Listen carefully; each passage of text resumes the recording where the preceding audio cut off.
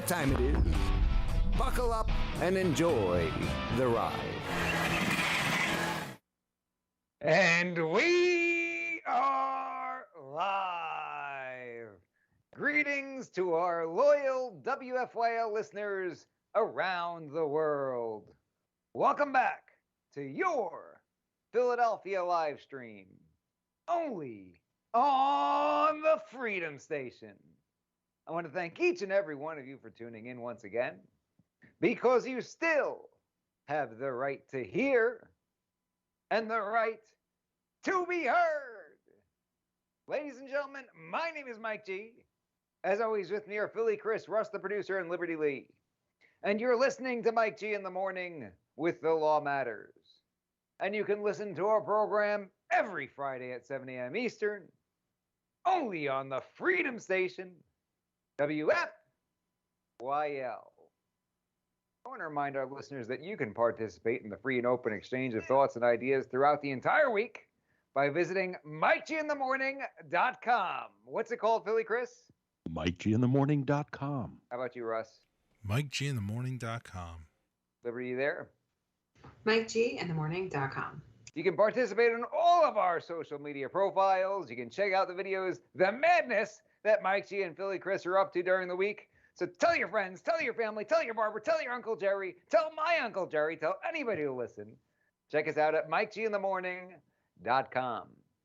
I also want to remind our listeners about the powerhouse lineup we've got here at the Freedom Station. Kick off your mornings with Scott Adams, bringing you the Scott Adams Show. Weekdays from 9 a.m. until 11.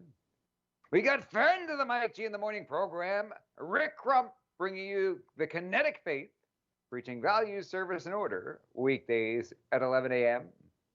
We've got the one, the only Dan the Man Bongino, coming at you weekdays at noon, right until Ben Shapiro. And we've got the headliner, Ben Shapiro, bringing you the Ben Shapiro Show, weekdays at 3 p.m. And finally, he's a part of the Freedom Station family. Check out the Michael Knowles Show, weekdays from 5 to 6 p.m. So don't forget to tune in and show him some love. And with that, you know what time it is. Buckle up and enjoy the ride. Hit it, Russ. You know what time it is. Buckle up and enjoy the ride. I want to remind our listeners that today's episode of the Mike G in the Morning program is brought to you by Elite Tactical Armory, your firearm storage solution in the Lehigh Valley. Do you know what a commercial armory is? Well, you should. Within recent memory, the Pennsylvania government recognized commercial armories as an acceptable mechanism for off-site firearm storage. Why might that matter? There's a bunch of reasons why you might need to store your firearms somewhere outside the home. If you're headed out of town for a while, if your kid is on probation, if your scorned ex-wife is trying to accuse you again, or if you just ran out of room for all your precious babies, get yourself a unit at Elite Tactical Armory. So visit our friends over at EliteTacticalArmory.com or PACommercialArmory.com. That's EliteTacticalArmory.com or PACommercialArmory.com. Because it's important to support those who support freedom. And be sure and tell them Mike G sent you. For those of us just tuning in, you're listening to Mike G in the Morning with The Law Matters, only on the Freedom Station, WFYL. So now we've got a topic for discussion that is really beyond the scope of my knowledge. Something that I don't get very deep into. And Philly Chris is just chomping at the bit here, so I'm going to let you run with it. Why don't you go ahead, Philly Chris? What's on your mind? What's on my mind? Well, let's see. There is a interesting presentation that came out, and it's backed by about 500 doctors in Canada. And I think we're going to play some of that tonight. You know, maybe we should even do a watch party with this thing. It's up to you, Mike. But there's a fair amount of information in there regarding, you know, the zucchini, as we've talked about in the past, and some of the effect it's been having, especially on the youth. So I think it's pretty important information, concerning information, and something that we probably need to continue to talk about with everything that's been going on right now. And as we know, COVID's in the news again quite a bit, apparently on the rise with the Omicron situation. From what they're saying, it's not as deadly, but it's spreading quite a bit more. But I guess we'll know in the next few weeks where that's heading. So Dr. Malone's become somewhat of a superstar overnight, hasn't he?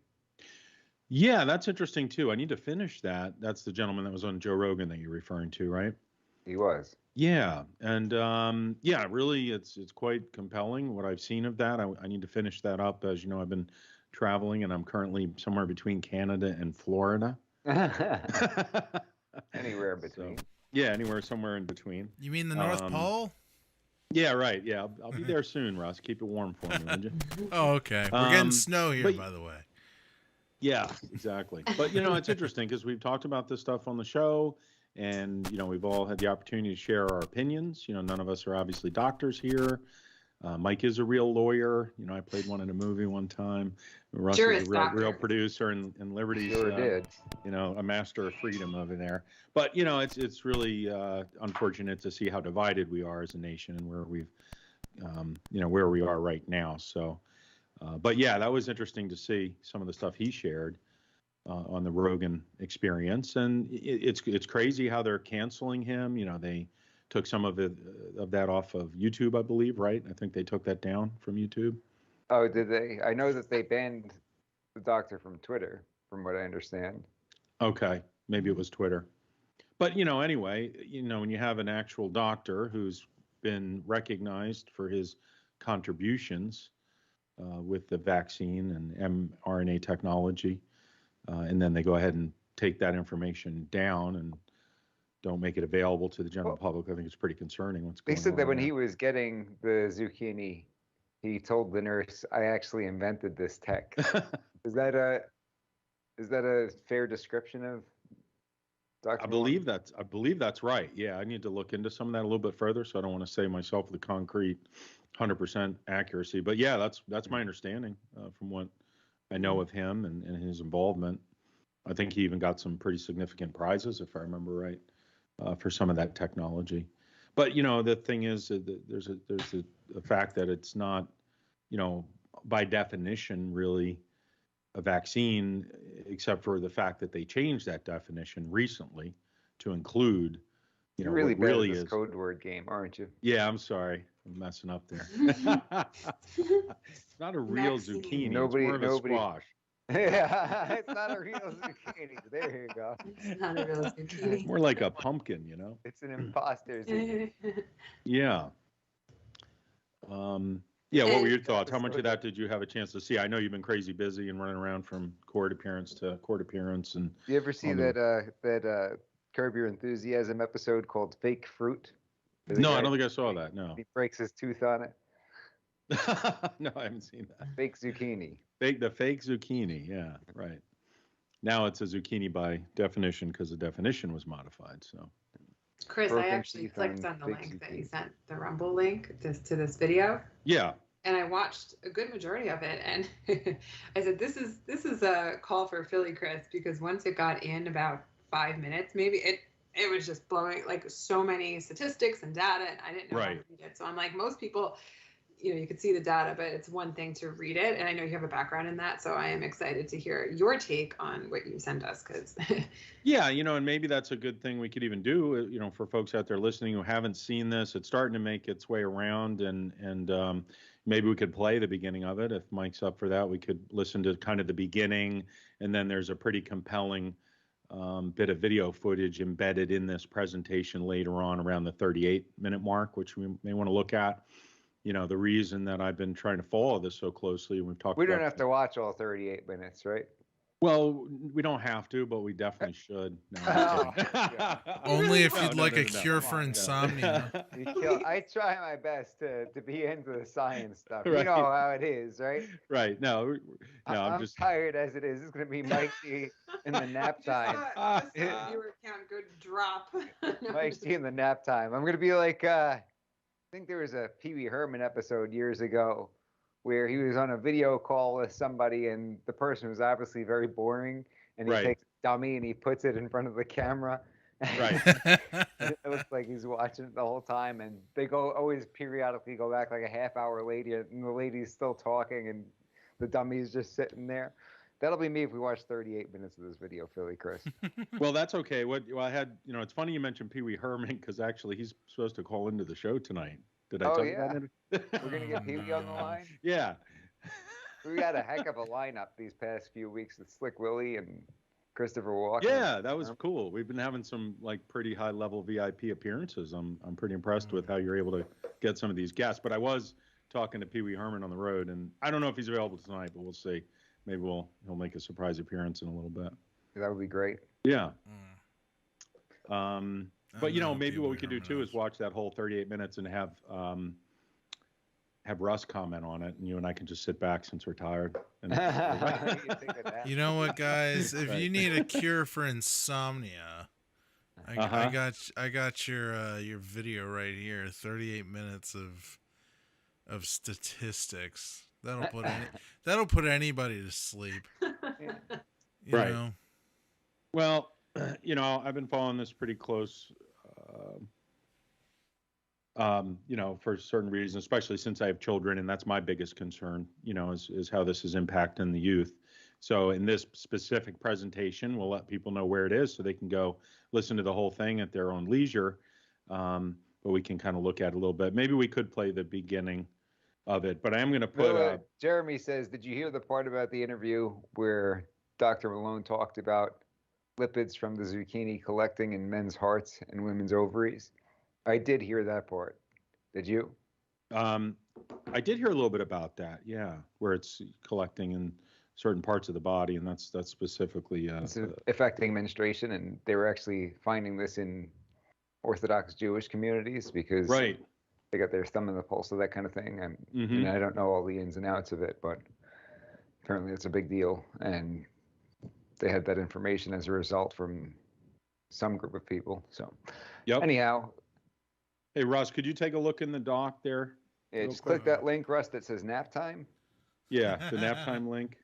What video is it? If you could look at the note. What are you doing at the top? For goodness sake, Chris. What? If I'm going to be showing the doc, don't... Oh, well, I didn't know you had it up on the Can screen there. I thought you? we'd keep that. Yeah. All right. Don't worry about it. Smack you? Get rid of that, would you? Yeah. I totally missed it. Did you? That's okay. Hopefully everybody else did. No big deal. Well, Chris, but yeah, go ahead and conference that person in if you can, and then we'll play the other information in a moment. We'll go from there. But yeah, actually, unfortunately, Pee Wee has COVID right now. So I was talking to him about that, and maybe he can share a little bit. Yeah, Pee Wee Herman has COVID. That's awkward. So no, I hope he's feeling better. What kind of crap is this? It's called a radio show, Russ. Oh, shut up, Chris. No, somebody. How did? Okay. Could you imagine if I was a lawyer? And wow, I can't. What's that, Mike? Are you hearing this? I'm hearing something. What's going on in the back there? Mike said, imagine if I was a lawyer. And I said, no way. No, I said, and as soon as I heard that, I hear some screaming in the background. Yeah, there's something. I thought you got stabbed or something. Is somebody being attacked? You need an attorney to defend you? Imagine if, as an attorney, I produce a work product the way Russ does. You ever see that meme? It's the attorney with the pants that are way too big and the really cheap shoes, and it says, if your attorney dresses like this, you're going to jail. I haven't seen it, but I can certainly. That's the attorney version of Russ, the producer. Who's Joe Beermaster? Zucchini in the comments. No comment here.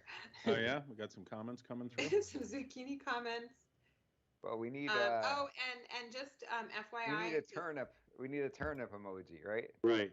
in case anybody did not get the mass text message, we are doing a dealer's choice for the second hour of the show. So think about anything that you would like us to talk about, comment on. If you have a link, make sure it's PG, and we will talk. And Mike G has to comply. So whatever you guys want him to talk about. Cool. And if you want a job as a radio show producer, no experience necessary. We'll be accepting applications through Mike G in the morning. No. How you making out over there, Russ, with What's going on? getting Pee-wee? Oh, I'm supposed to do that now? I thought we were going to watch a video. Oh my goodness. Hey, he said What do you mean, oh my Can I goodness? give up You on the air? announced this 5 minutes into the show. I had no warning. Russ. I know it takes a college degree to make a telephone call without more than 5 minutes notice, Russ. But why don't you just give it a shot? Give it the old. We're trying to do things on the fly, brother. Yeah. Who is saying don't end do LinkedIn for the that. third? Guys, who's MA saying end LinkedIn for the third time? What is that talking about? In the comments? No idea. Yeah. I don't need- have the comment history to. Do you need Pee-wee's number again, or you have that, Russ? Do you want me to do it, or should Mike do it? Maybe No, Mike I needs got to do it. I got it, Chris. All right, thanks, man. Russ, not that. Oh, Yeah. that one. Which one am I supposed to do? I Well, don't. ladies and gentlemen, welcome to the Mike G in the Morning Show, doing things live here with Russ, the producer. Woo! Is it this one? It's Rusty. Jeremy Miller, save that question for later. Mm-hmm. Oh, So okay. anyway, yeah, well, since Pee-wee's not feeling too good, and I just happened to be talking to him, and Mike mentioned it. I thought, why not get him on the line? He's home right now, kind of taking it easy, and it's not often you can get somebody with his background and qualifications and level of fame, right, Mike? Like Christopher Walken there. Oh man, Wait. exciting. Well, it was exciting. We were supposed to call right on the spot. Yeah, Now well, it's like waiting. Russ, are you calling? Yep, it's calling now. All right. Yay. See if he answers. Hello? Hi, this is Pee Wee Herman.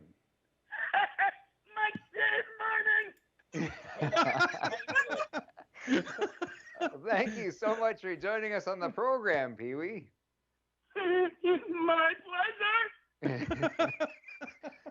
Now I heard that you might not be feeling well. How are you? No, I got the Omicron. You do? Are you Yeah. hanging in there? Yeah. I got sweats and cold and a cough. It's kind of like the common flu. I'm not feeling so good. Thanks for making time for us, though, Pee-wee. Thanks for making time and toughing it out to be on the program, even though you're not feeling well. I'm sure you can't wait to get back out there and hop on your bike and take a ride, right? It's not for sale, Francis.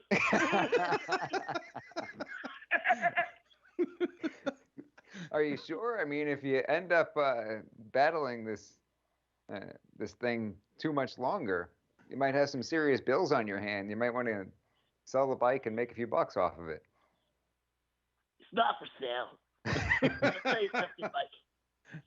Most people are getting it when they go outside in public. Everybody's getting it. But I'm pretty sure I got mine when I went to the movie theater. Yeah. I think we got to make a plan for you to stay out of the movies, Pee Wee. Yeah. Maybe video on demand is the better move for you. I think, as a matter of fact, I think they invented that technology specifically for you, Pee Wee. That was for Pee-wee. Well, this is a different type of movie theater. Am I the only one hearing something in the right ear? Are you hearing that, Mike, or is things clear over there? Actually, You hear I that, have it Russ? right here. Yeah, okay. I think Russ is doing something special. Been hanging out Jesus. with you too long, Pee Wee. Yeah. Hey, the show's been really great lately. I talked to Carrie about it. She likes it too. Well, I'm glad. How about have you gone on any adventures lately? Well, I was going to go to D.C., but I heard Philly Chris might be down there, so I'm just staying away from him. Don't take any rights from shady characters, you know? You don't want to get mixed up with a guy like that. Marge. Large Marge is one of them, right? Yeah. She's got really big eyes. Hey, is that Liberty Lee? Hi. I have a question, Hi. Kiwi. The last I really heard of you, because I used to love your show, and then all of a sudden you got like arrested or something, and then we never heard from you again. Did you use Mike G as your attorney? I did it because I wasn't holding a firearm. I was holding something else. And also Russ is informing me that he doesn't really know who Pee Wee is besides like an old TV show. Can we like inform Russ on who Pee Wee Herman is? Well, I had a very famous television show, and it was very, very popular. It made it all around the world, and it was on Saturdays, and I made 3 movies too. So, first we had Pee Wee's Big Adventure, which really was a lot about me and Dottie and this rich kid who wanted to steal my bike. Hey, the Buxtons are not thieves. Okay. Pee Wee, you sound exactly the same as you did on the show. Pretty cool. Yeah, well, it takes a lot of practice to be a good Pee Wee Herman. And Pee Wee, one more question. Do you consider yourself left or right, or kind of in the middle? I'm double. He's what? I use both the left and the right. I'm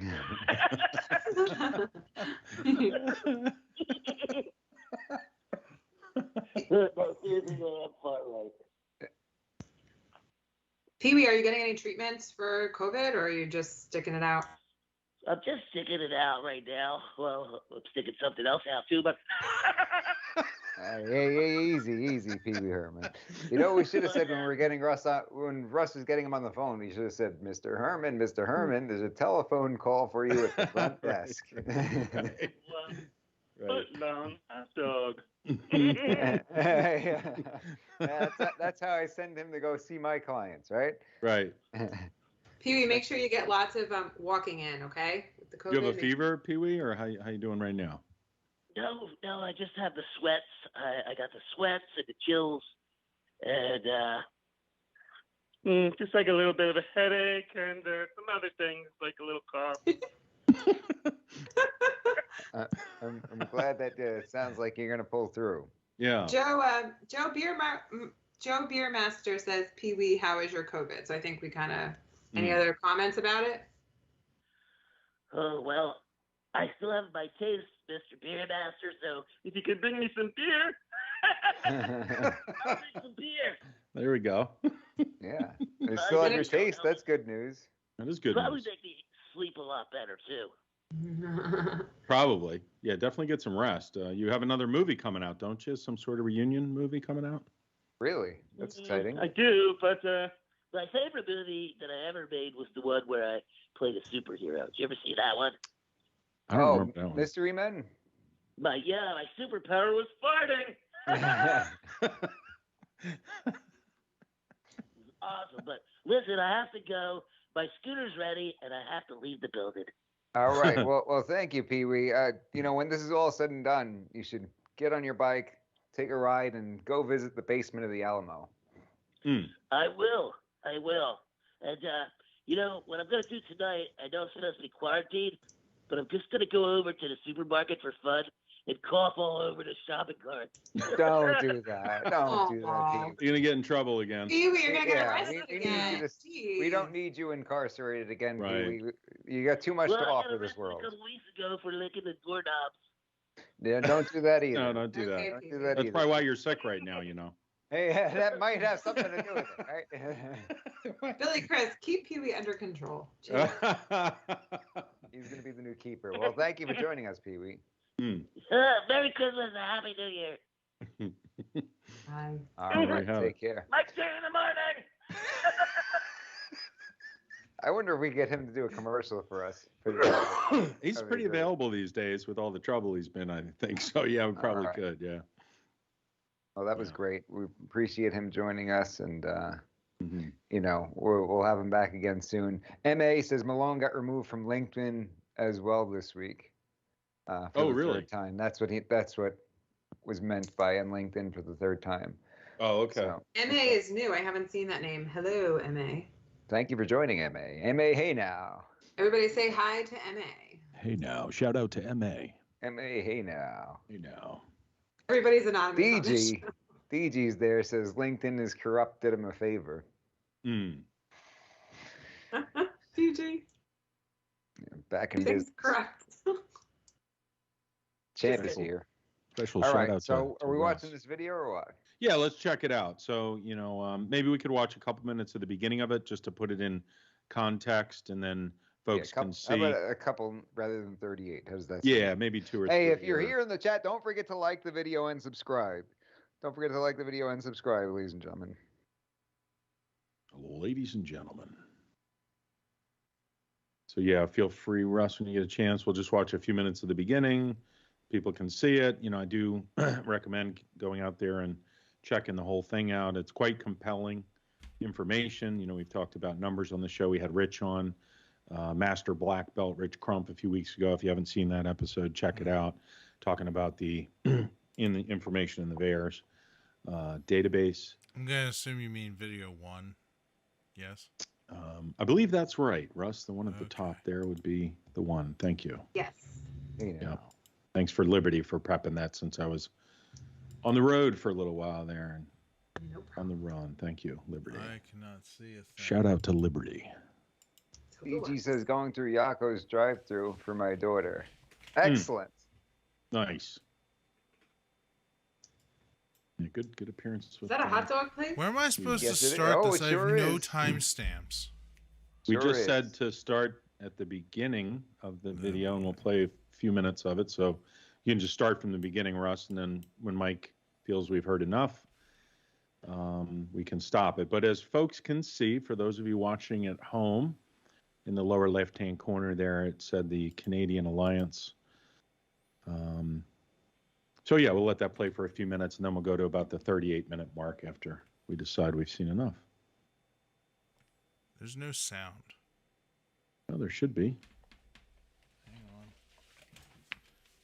I remember it took a while when I played it. Oh, that should be. Should Maybe be that's some just- sound right now, but I thought that was just the beginning of it. No. yeah. Like. That's strange. Oh, well, that would explain it. My computer is an idiot. What? To protect the health of Canadians as well as our charter rights and freedoms. Any medical interventions approved Should I by start Health over? Canada must first Yeah, be please. proven safe. Yeah, we'd prefer to watch it The from the Pfizer beginning. inoculations for COVID-19. Just and start it whether wherever they you do want. more We'll Just, just harm pretend they heard that and the fart Pfizer without the sound. inoculations for Is COVID-19 that there? and why they do more harm than good. We're the Canadian COVID Care Alliance, and our alliance of over 500 independent Canadian doctors, scientists, and healthcare practitioners is committed to providing quality, balanced, evidence-based information to the Canadian public about COVID-19 so that hospitalizations can be reduced, lives saved, and our country safely restored to normal as quickly as possible. We support the doctor-patient relationship and personalized care, informed consent and treatment options, free and open scientific discourse, and safe and effective vaccines. We'll begin with the most important premise in medicine: first, do no harm. The federal, provincial, and municipal governments in Canada have a responsibility to protect the health of Canadians as well as our charter rights and freedoms. Any medical interventions approved by Health Canada must first be proven safe.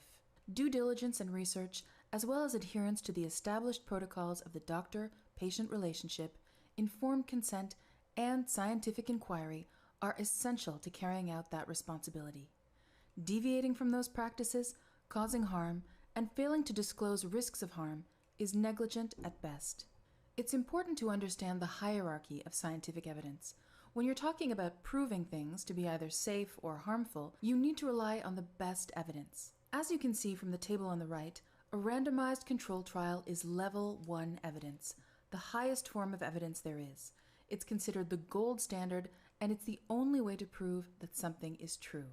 Models, which we've heard a lot of during the pandemic, are actually the lowest form of evidence, level 5 or lower, as they're considered to be expert opinion or speculation.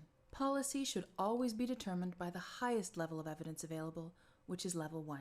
So first, we're going to talk about Pfizer's original trial report that came out in December 31st of 2020. It was published in the New England Journal of Medicine, and it showed 2 months' worth of safety and efficacy data. It described how the trial started, with over 43,000 people divided into a treatment group and a control group, and how for 2 months they followed them to see who developed COVID-19. The report claimed that the inoculations were safe and showed 95% efficacy 7 days after the second dose. But that 95% was actually relative risk reduction. Absolute risk reduction was only 0.84%. Many people don't know the difference between relative and absolute risk reduction, so we're just going to show you what that means.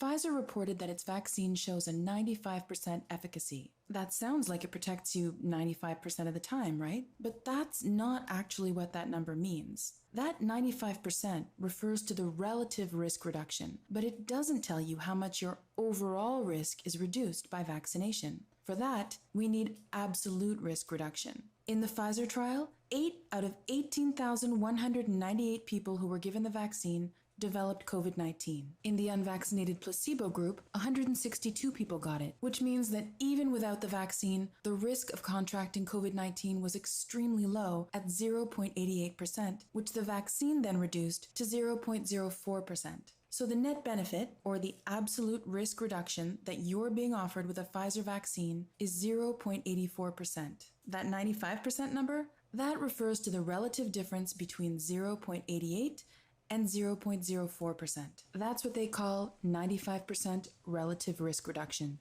And relative risk reduction is well known to be a misleading number, which is why the FDA recommends using absolute risk reduction instead. Which begs the question, how many people would have chosen to take the COVID-19 vaccines had they understood that they offered less than 1% benefit? So the first thing you need to understand about how Pfizer ran this study is that it didn't go according to their stated plan. There was an inoculated group and a placebo group of about 21,000 participants each, and they began the phase 3 trials in July of 2020. And the study was blind, which means the participants didn't know which group they were in. And this blinded trial was supposed to go on for 3 years until May 2nd of 2020. Press pause. Yeah. Mm-hmm. Because I want to know how this stuff is done, because this is not something that I do on a daily basis, and perhaps some people who are listening, some of our audience members, may have similar questions. So when you have one of these studies, they said they had 21,000 people is what it said? Yes, that's, I believe, what it just referenced in the presentation, yes. Okay, so if you have a study of 21,000 people, how are you determining that they all are encountering the same risk to, the sickness as one another? Because if you got one guy out of the 21,000 who's staying in a cave the entire time and not leaving versus a guy who's going all over the place, that's not going to be the same, is it? Correct. Like this guy got the zucchini and he was in a cave is going to be different than this guy got the zucchini and he was out and about and around all kinds of people. That's right. And vice versa, right? You can't say, oh, well, this person didn't do much worse than the people who did get the zucchini, but he was holed up in his house and he never went anywhere. That's really not the same. Right. So how do they do that? Do they take all 21,000 people and they put them at the football stadium and release like a bag of bees of sickness, right? They just say, here you go, and just throw it out. Everybody's got a... What do they do? How do they get how do they know that they have same or similar exposure? Well, it's a great question, and I don't know if that's in the fine print anywhere. It's a good question. Well, maybe I'll look at that after today's show. You have them all line up, and you put the sickness inside of a fire extinguisher looking thing, and they line up, and one by one, they just spray him in the face with the sickness, and you see who survives and who doesn't. My guess would be, and this is a guess, that they probably had the folks who were in the study just go about their normal behavior, and they were looking at this as a reasonable sampling, if you will, a representation of, what people are doing, the average person would be doing. It's sort of like that reasonable person standard you talk about at your seminars, if you will, where you have the average person just going about their day, and some people are going to be home, some people are going to be out at the football game, and talking about some of the stuff that Rich and I talked about with sampling and like a 95% confidence level. I'd have to look at the details on this to see what they were using, but once you have a representative Thursday sample says I read size- that this video is one of Dr. Malone's final tweets before he was suspended from Twitter. is that right? I didn't even know Are that. you dying to get us kicked off the air? This is what happens with Chris in charge. I got But by the Pee-wee way, Herman shout on out. the air. I got Pee Wee Herman on the air talking about all kinds of inappropriate things. And we got a video that got Dr. Malone kicked off. If they'll kick Right. Dr. Malone off for posting this, what are they going to do to Mike G? Yeah, exactly. Shout out to a friend, a concerned citizen, Roselle, by the way, for sending me this presentation because I was not aware of it. However, I was expecting something similar to this to be released here in the U.S., and then I heard about this from her being released in Canada. And I think this is really important information because this is 500 doctors who are looking at the traditional methodologies used by the medical industries in both the United States and Canada to conduct these types of analysis when releasing new medicine. And if for folks who go back and watch this presentation later, they've already talked about a real key aspect of what they're doing at the beginning of this, where they're using that 95% number. It's very misleading at a minimum. This is how numbers, we've talked about on the show, can be used to, market an idea or push an idea as opposed to really scientifically show you the safety benefit. And there's a big difference between 1% and 95%. I think we could all agree. Do you agree with that, Russ? Russ is gone. Anyway, What? So that's my point.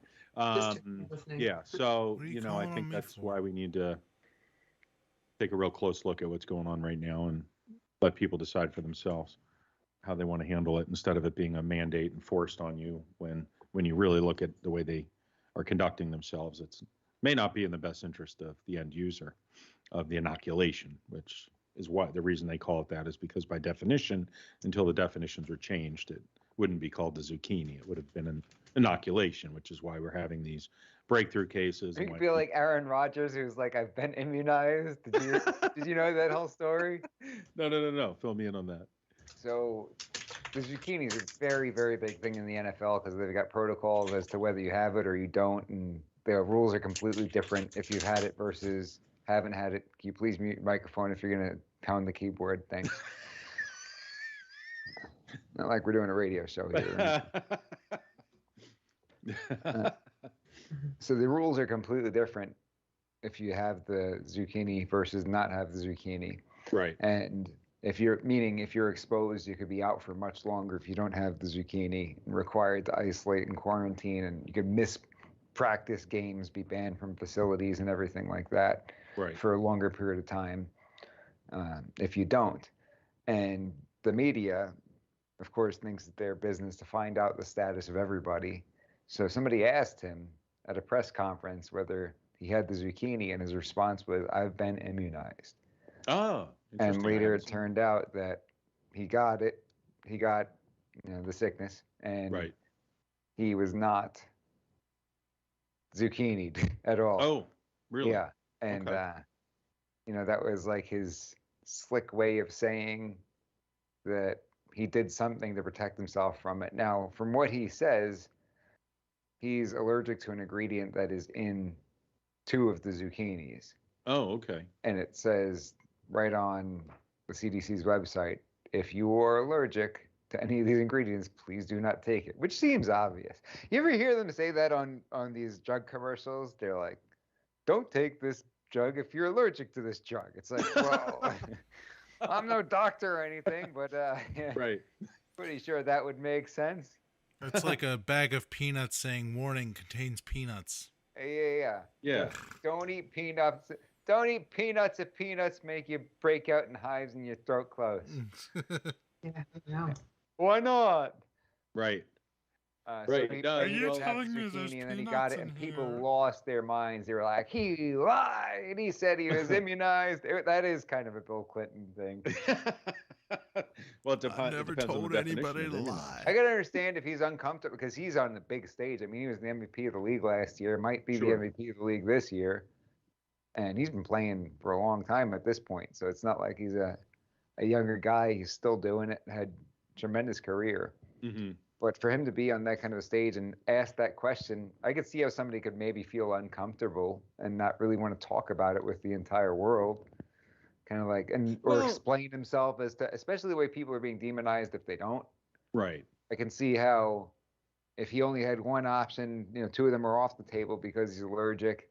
Maybe he didn't want to go with this other one or whatever it is, and he weighed the risks versus the benefits and decided it wasn't for him, and really didn't want to explain himself to everybody because that's what happens.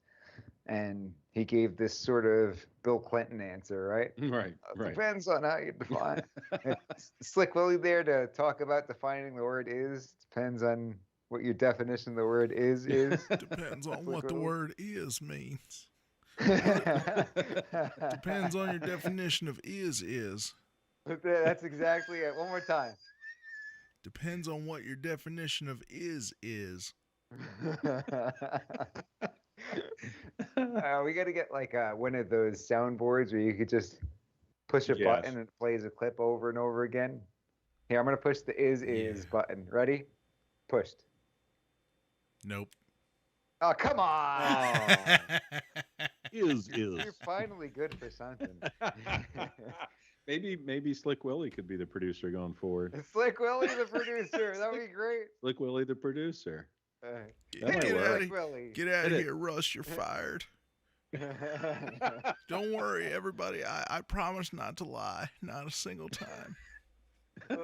Let's try it. As always with me are Philly Chris, Slick Willie, and Liberty Lee. Howdy, everybody. Hit it, Slick Willie. That's good. Okay, but yeah, that was kind of like a Bill Clinton answer that I've been immunized, and when he got the sickness and people found out that he had not had the zucchini, they all lost it on him. But I forget where I was going with that. Because you were saying that they used to not call it zucchini; they called it something else.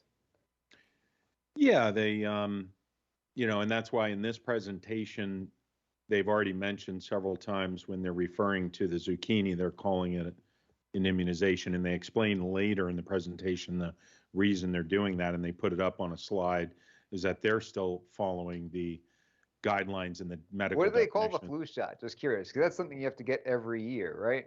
Well, you don't have to get it.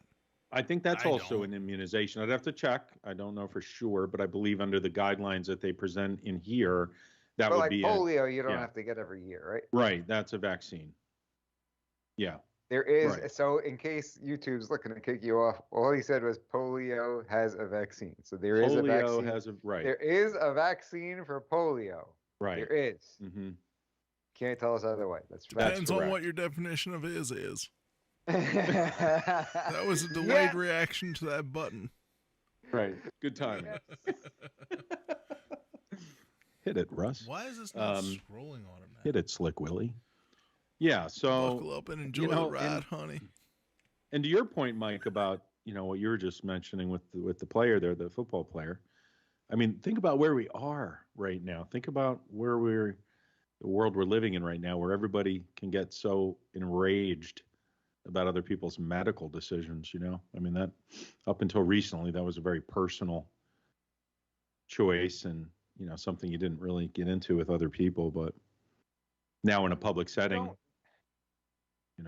people want to think of people on the right as totally unreasonable, and I don't even want to say that this is a right or left issue, because I think that all decisions should be made about individual issues, regardless of your political affiliation, and they should be made independently. But one thing that I don't think the mainstream media wants everybody to understand is that people who are against government mandates, let's put it that way, people who are against government mandates and total shutdowns and forcing people to get the zucchini are not people who want everybody to get sick and people to die. They don't want, at least not all of them, right? Right. Just because you don't believe in government control and the government forcing you to do something doesn't mean that you don't care about the health and well-being of other people. You can make decisions that would benefit the overall health and welfare of the community, and you can make decisions, conscious decisions, not to do something that would spread any kind of sickness, really, right? Sure. I mean, if you have a cold and you're walking around outside and going into places and, you know, spreading that to people, I would hope that people would feel bad about that and not do that. Absolutely. You know? Yeah.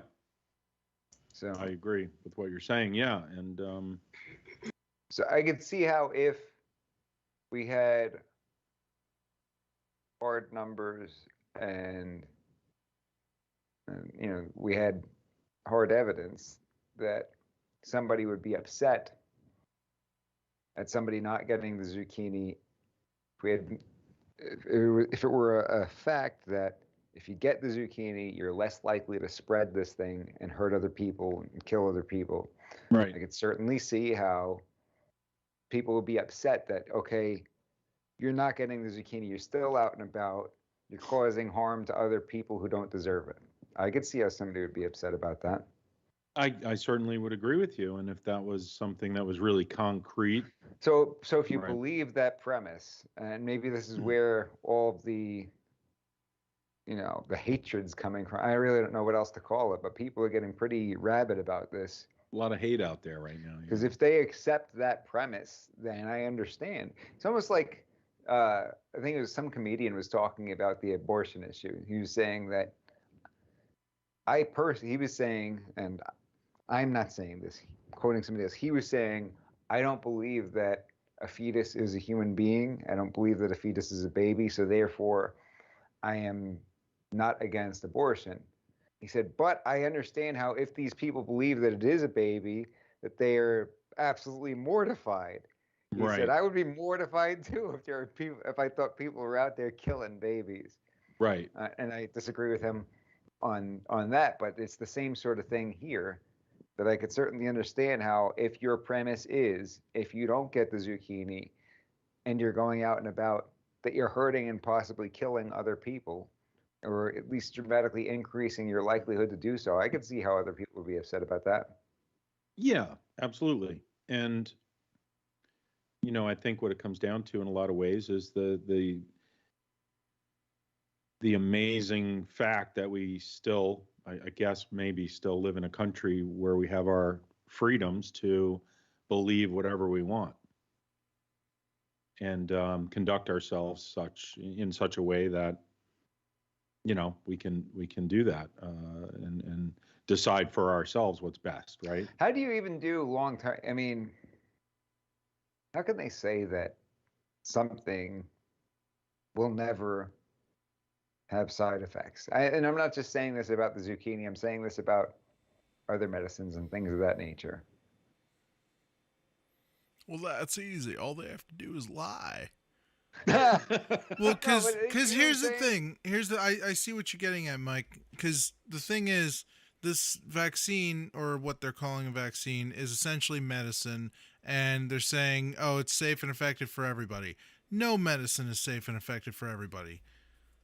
That's just a fact of I'm life. also saying that, like, if you're a smoker, it's like saying, see, this guy smoked, for 2 years and he doesn't have cancer, so he's good. It's safe and effective. Right. No. Effective at I what? was just saying, like, think about it like logically, basic common sense level. Like, some things harm you later on down the road. No. That's right. I'm not saying this about the zucchini specifically. I'm saying this in general. I Wouldn't mean, it be? Don't we have difficulty about this? Don't they often find out? Like, we're learning things about Roundup weed killer right now with all these lawsuits, right? Absolutely. Yeah.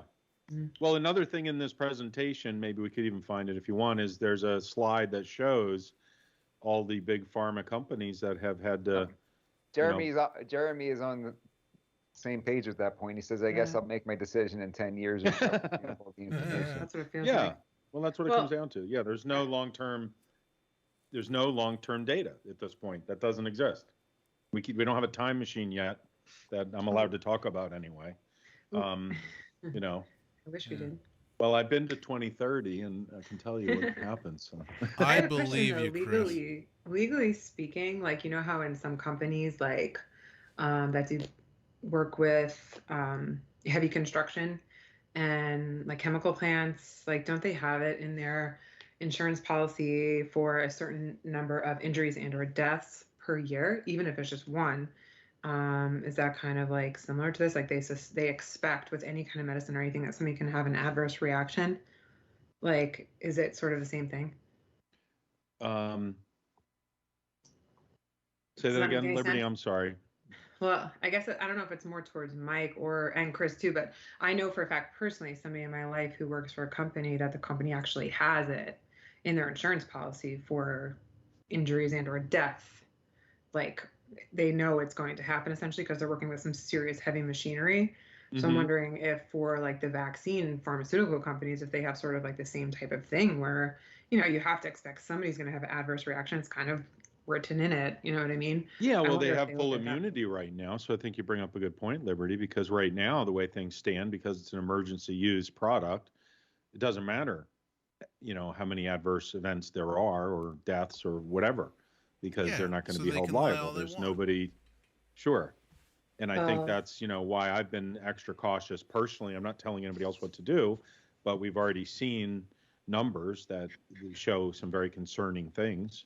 And what's available in this presentation in particular, and it's interesting to hear that he may have tweeted about this because I didn't even know the connection until that was mentioned here on the show, but there's some very, very reputable folks coming forward and putting their, you know, their medical licenses and their reputation on the line to inform folks about their opinion of what's really going on.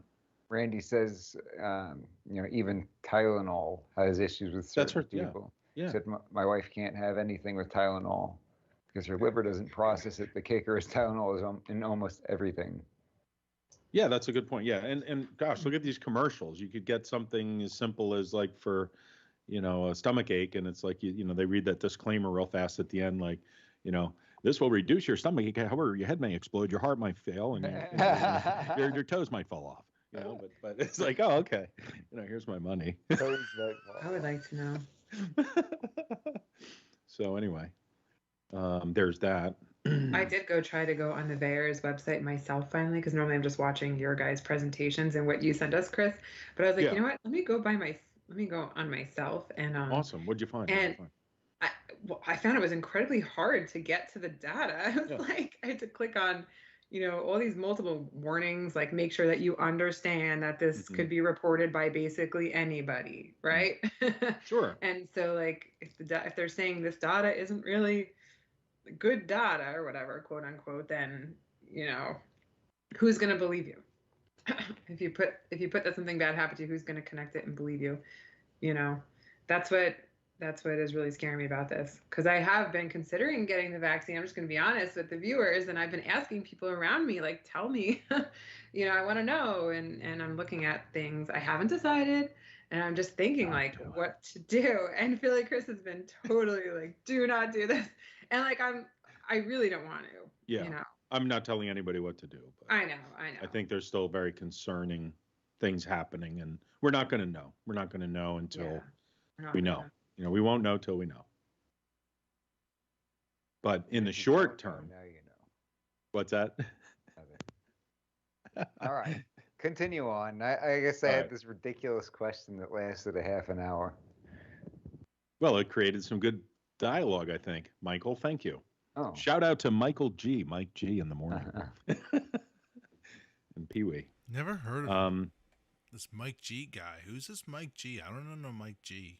Yeah. Slick Willie knows him. Always getting irritated as producer.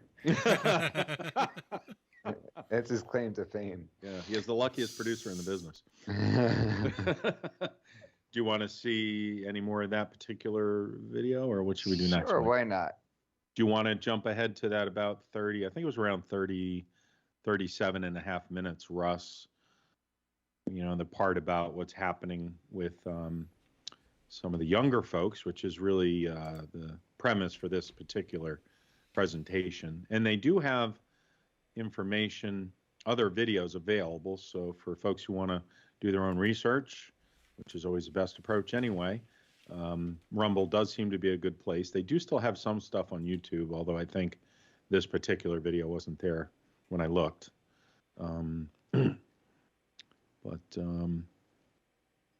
Yeah, so right around that minute mark, Russ, we can play some additional information. And there's a little video montage here, which is pretty unsettling to watch as a parent.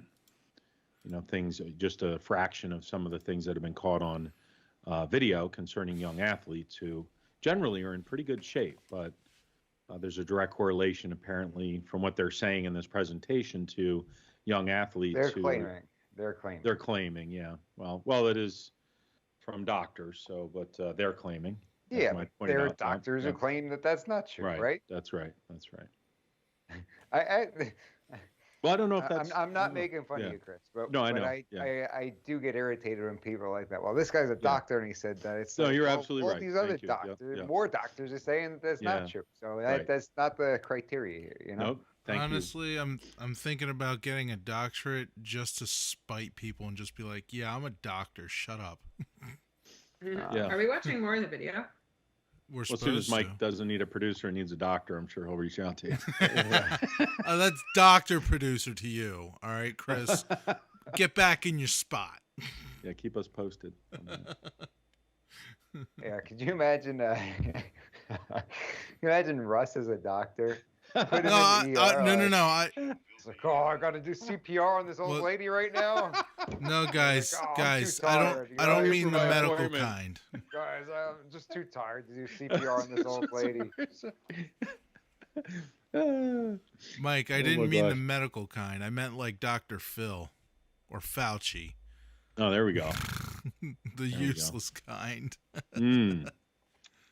Hey, Dr. Phil played football at University of Tulsa. Don't make fun of him. Yeah, well, now he's old, so I doubt he can do that. Fellow Golden Hurricane, Dr. Phil. There we go. Is he? All right, yeah. Dr. Phil.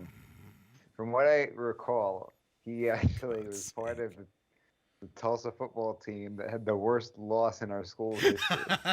Oh, is that right? Yeah, they got like 100 points scored out of it or something like that. Maybe we can pull that out. Are we going down the rabbit hole? People don't care about Dr. Phil's college football career. Oh, they might. You never know. They might, Rabbit. They might. Yeah, you never know. Right. Shout out to Dr. Are we gonna Hold play on, this is great. Hold on. What do we got? You got a Gary in the chat. Says,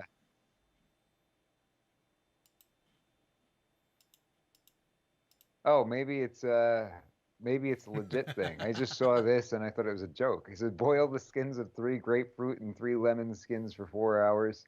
Tastes yucky, but it works in my opinion. Oh yeah, hydroxychloroquine. And you can't say that word. Is that what that makes? That's right. I tried not to say that. It just sounds like a nasty soup. I didn't say anything about it. Just said the. You said the word. Yeah, just said the word. Just say the words, right? Yeah. Like when we said the word voter fraud. Voter fraud. Not saying it exists or it's real. It's just a word out of the dictionary. Hey guys, there's no voter fraud, but there's definitely voter remorse. Narfador. No, it's pronounced remorse. Yeah, there's some voter remorse going on, I believe. Yeah. 81 million votes, guys. DG, if Russ is a doctor, I'm a rocket scientist. All right, yeah. DG, welcome to SpaceX. If Russ were a rocket scientist. Oh, no, I don't mean the ones that go into space. I mean model rockets. Oh, okay. Well, there you go. Yeah, they'd still be flying through people's windows in their houses or something. I'll make sure the first window it goes through is yours, Mike. Another Slick Willy rocket. As well as the little old lady in a rocking chair. You know, I was thinking about that the other day. Hey, don't worry, lady. I'm a doctor. I took the high road. I was thinking about how often I have to take be professional on air with Russ. Yeah. Maybe I shouldn't do that anymore. And he said something about how it's like a punch in the nose or something like that. Right. Oh no, I didn't say that. So Russell, what I'm going to do right here is I'm going to give our audience what they want. I will challenge you. To the count of 10. I will challenge you to a mixed martial arts competition. Awesome. I'll pay for the cage. I'll rent it out. And everybody, all of our listeners can attend. We'll sell tickets, and they will all go 100% to charity. Listen, Mike, nobody wants to see you beat up a wimp, okay? I'll pay for the facilities. Hey, well, how much do you weigh, Russ, roughly? 300. No, really? Yeah. Okay. Well, unless the scale is lying to me. Were you surprised that it was the low or high end? I can weigh in. I thought he weighed less than that. Okay. Oh, that's flattering. Just checking. I thought you weighed less too, Russ. I can weigh in at 170 if we're gonna have the fight. So you'll have over 100 pounds on me. Okay. We'll height compete. matters. We'll compete in a cage, mixed martial arts rules. Mm-hmm. I'll hire a referee. I'll rent out the cage. I'll rent out the facility. We'll sell tickets. Our audience members can attend, and we will donate 100% of the proceeds to charity.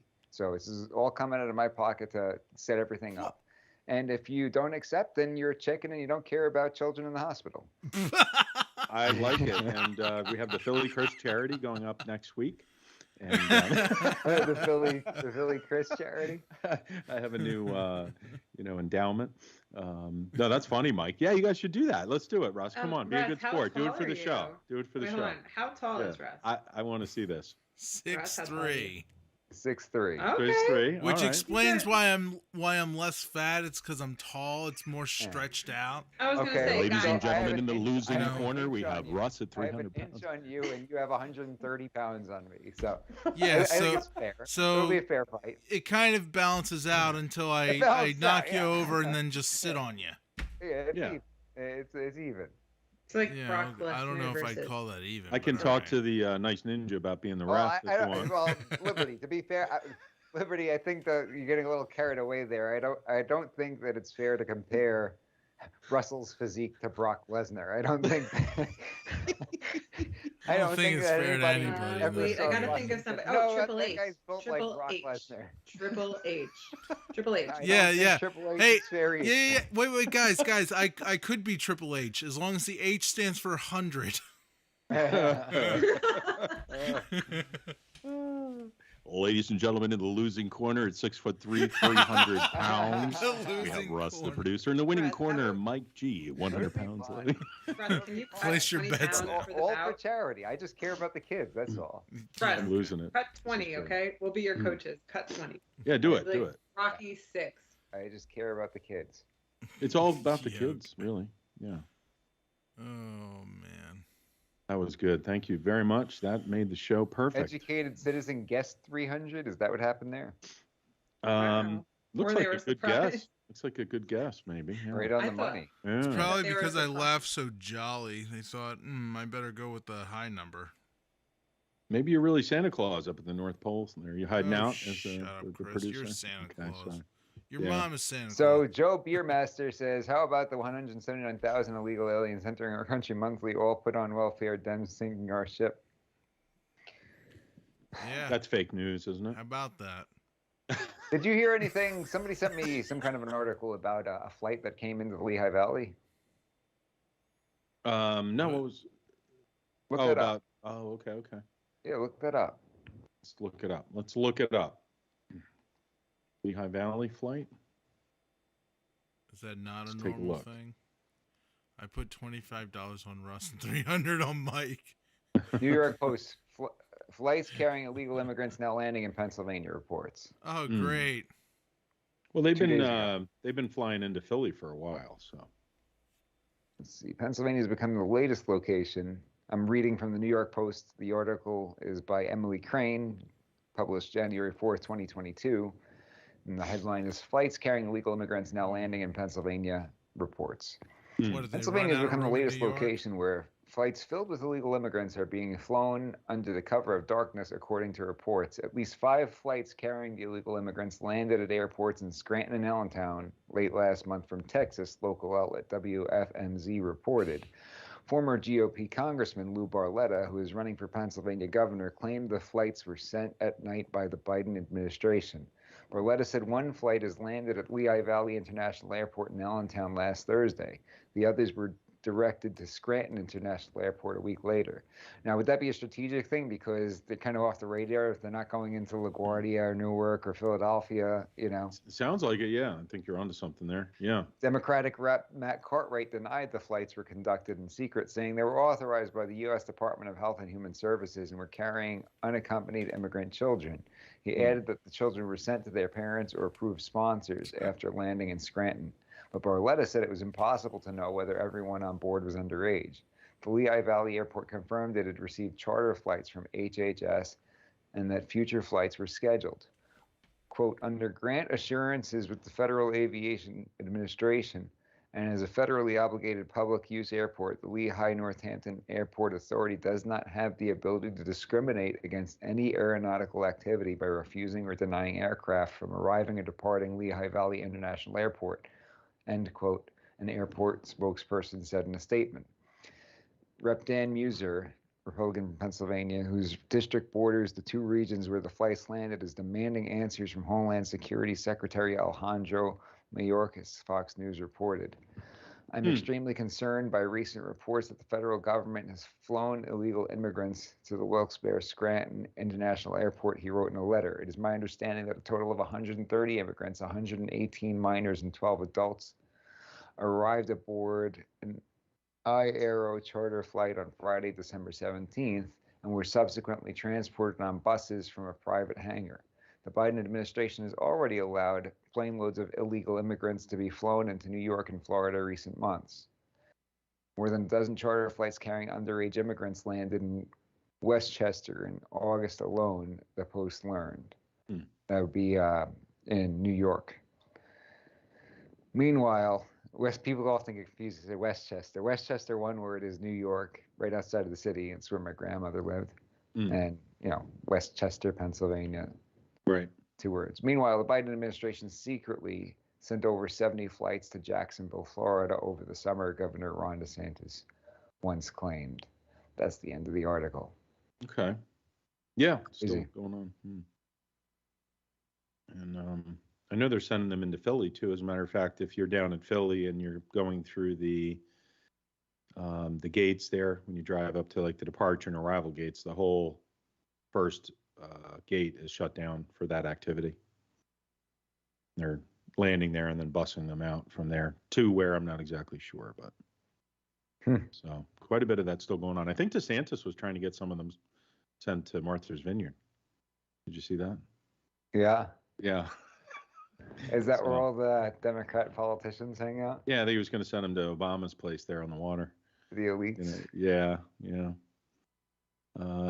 It's a tough situation, I think that there's just so many things going on. Obviously, certain things are not getting a lot of attention. Interesting times. 2022. Yeah, Happy New Year, everybody. Speaking of Obama, has Obama commented on anything since COVID? Or is he busy being Biden's puppet master? I think he did come out and talk about some things publicly, but he's been pretty quiet, I guess. I haven't seen a lot.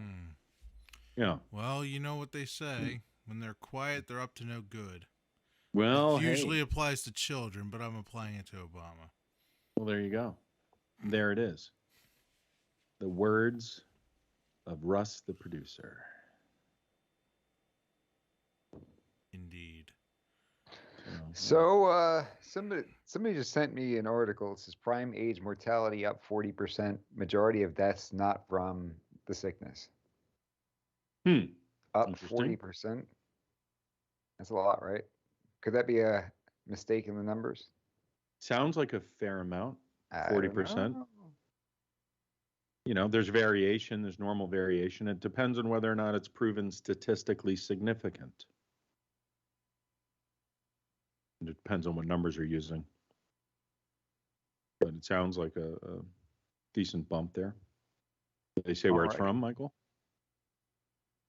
No, they cut it off, unfortunately. But you could probably I could probably type that in and reverse engineer it. Yeah. Right? I'm sure. Let's see the headline. Prime age mortality rate take a look.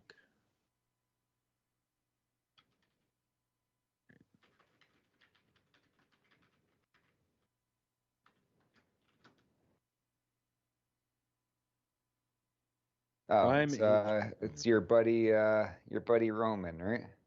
Oh yeah. Prime age. Epic Times. Oh, okay. Yeah. I didn't find. There it is. I see the one you're talking about now. Yeah. Are there other articles talking about that though? Something popped up. Prime age. Not sure what this is. elquana.com. Well, we're certainly the Times article is going to cite something, right? Yeah.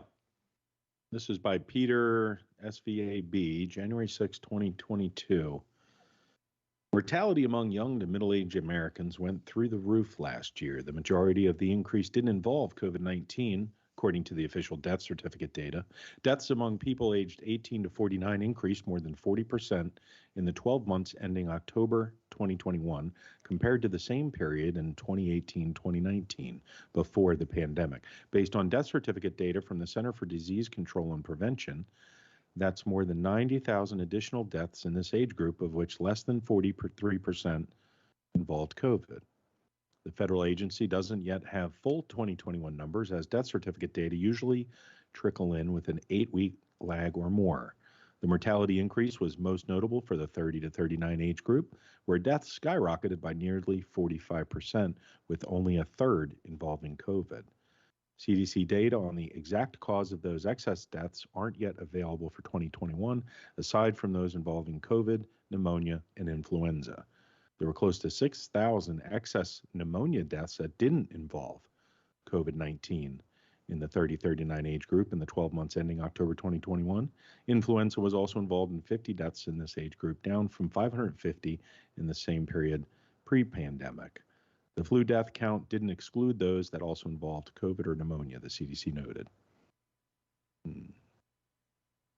Interesting. Looking at the rest of it there. So yeah, I mean, I've heard people talking specifically about the mortality, so this looks like it's providing a little bit more detail on what's going on. Right. For those under 18, mortality decreased about 0.4% in 2020 compared to 2019. So there's an interesting part there about that. So.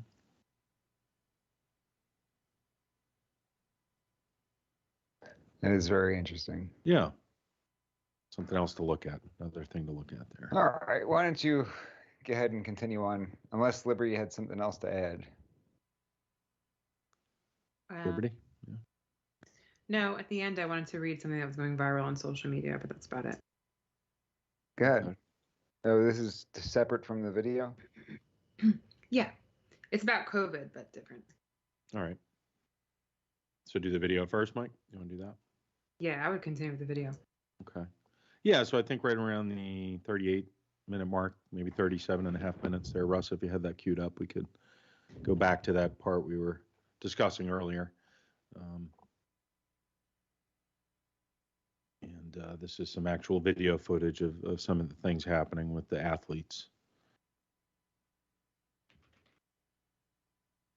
All right, we ready? I'm ready. Let's do it. Okay, let me bring this up. And here we go, hitting play. Oh, where did Mike go? Wonder if he had a call. Great. Okay, then I'll switch to this one. Here we go. Randomized controlled trial. As such, it has a high evidentiary value. We're asking you to call your MP and MPP and that you ask for a 1-hour meeting, preferably in person, but Zoom will work too. During this meeting, play them the video and provide them with the PDF version. Ask them questions like whether or not they were aware of all the issues with the Pfizer trial and what they plan to do now that they are. Get them to agree to a follow-up meeting where they commit to provide you with answers. Share this video with friends and family. Have group viewing sessions on Zoom and actually discuss it. Gone are the days when we can afford to leave these issues to other people. We all have to understand these things. Share Russ, my apologies. It was Yep. 28-minute mark, not 38. So All right. back it up a little bit there. 10 minutes. Good gravy. Yeah. About 28-minute mark. Here we go. 27:50. That's good enough. Yeah, there we go. Perfect. Thanks, Russ. Perfect. All right, here we go. Good enough. Yeah, it's perfect. Any adverse event they experienced for a month. And we can see the level of adverse events reported is around 30%.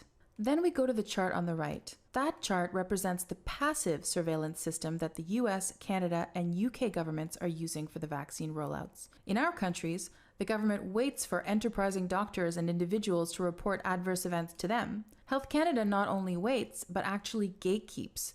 It's very difficult to report a COVID-19 inoculation adverse event in Canada. A doctor has to do it on their own time, and it's an involved process, and then it goes through several levels of bureaucratic approval before Health Canada even sees it. And then they decide whether or not they think it was related to the inoculation. The result is that adverse events don't show up. It's not reasonable to believe that an inoculation that elicited adverse events in 78% of trial subjects elicited essentially zero adverse events in a population-wide rollout. What's happening is that the signal has been lost. It's not that those adverse events are gone, it's just that we're not finding them because we're not looking for them. But some signals are getting through. We're hearing more and more about rising incidents of heart issues in young people. Ontario Public Health is well aware of this as they published a report on it, but they seem very inconsistent in their concerns. On September 9th of 2021, Ontario Public Health recommended young men between the ages of 18 and 24 not take the Moderna shot because of a 1 in 5,000 risk of myocarditis. They suggested the Pfizer shot instead,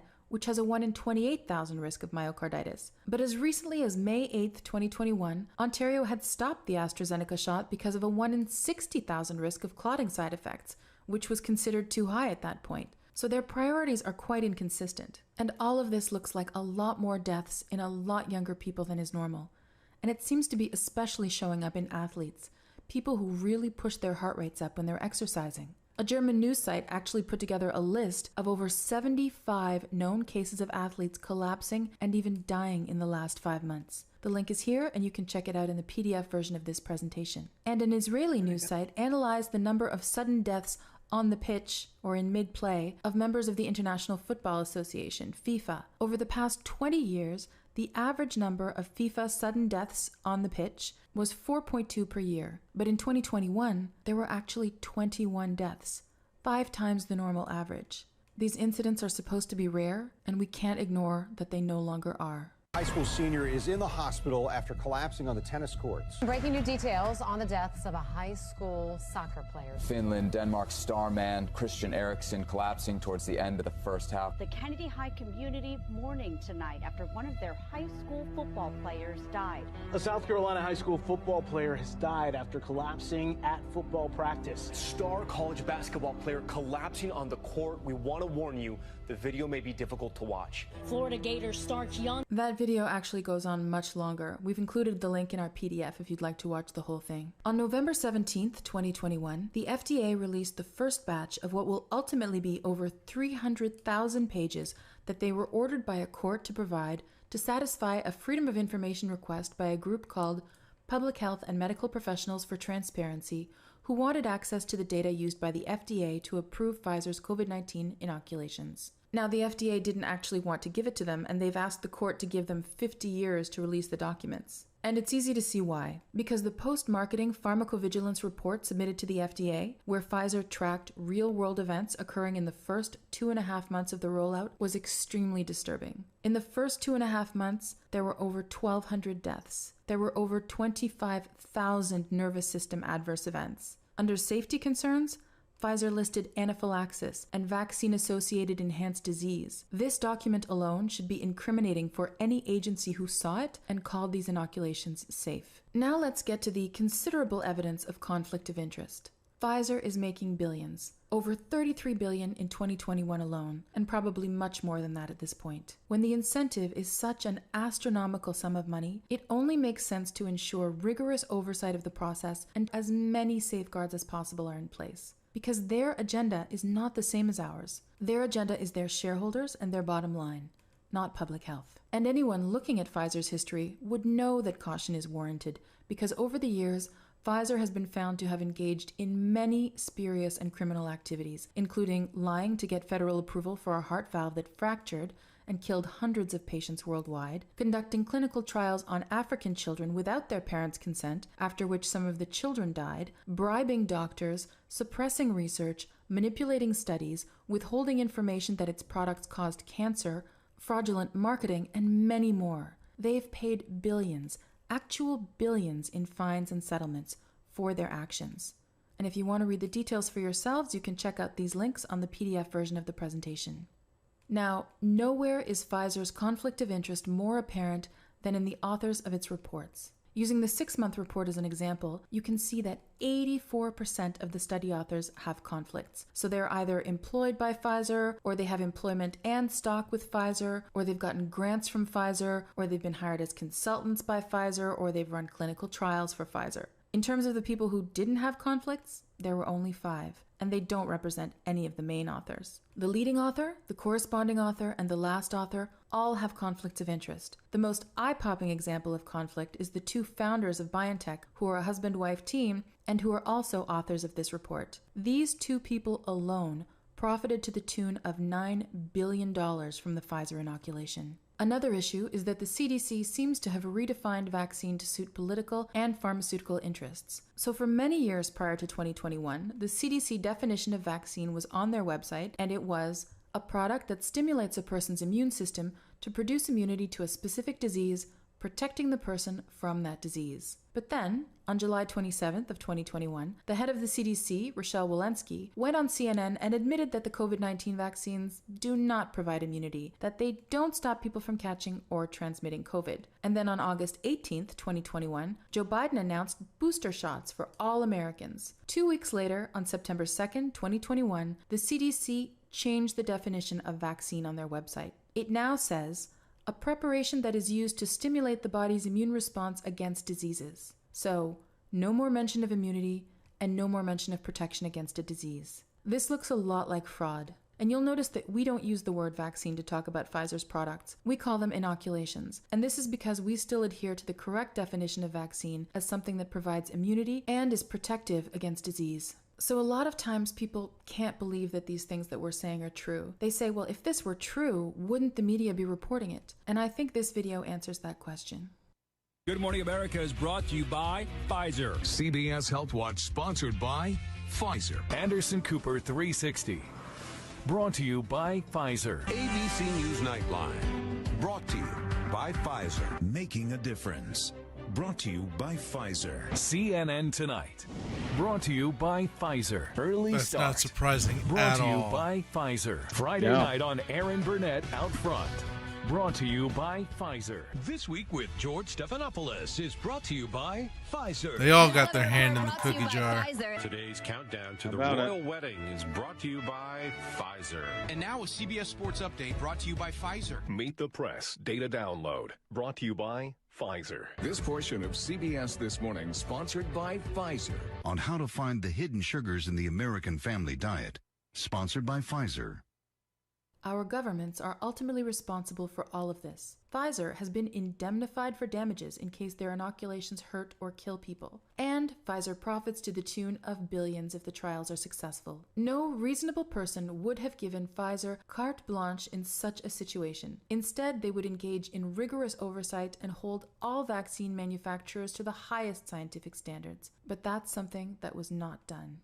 It's our position that the inoculations should be withdrawn immediately. It's clear that Pfizer and the agencies overseeing their trials failed to follow established high-quality safety and efficacy protocols from the beginning. We have presented level 1 evidence of harm from Pfizer's own trial data. Any government which has approved these inoculations, much less mandated them, knew or should have known from the available data that harm would be caused to its citizens.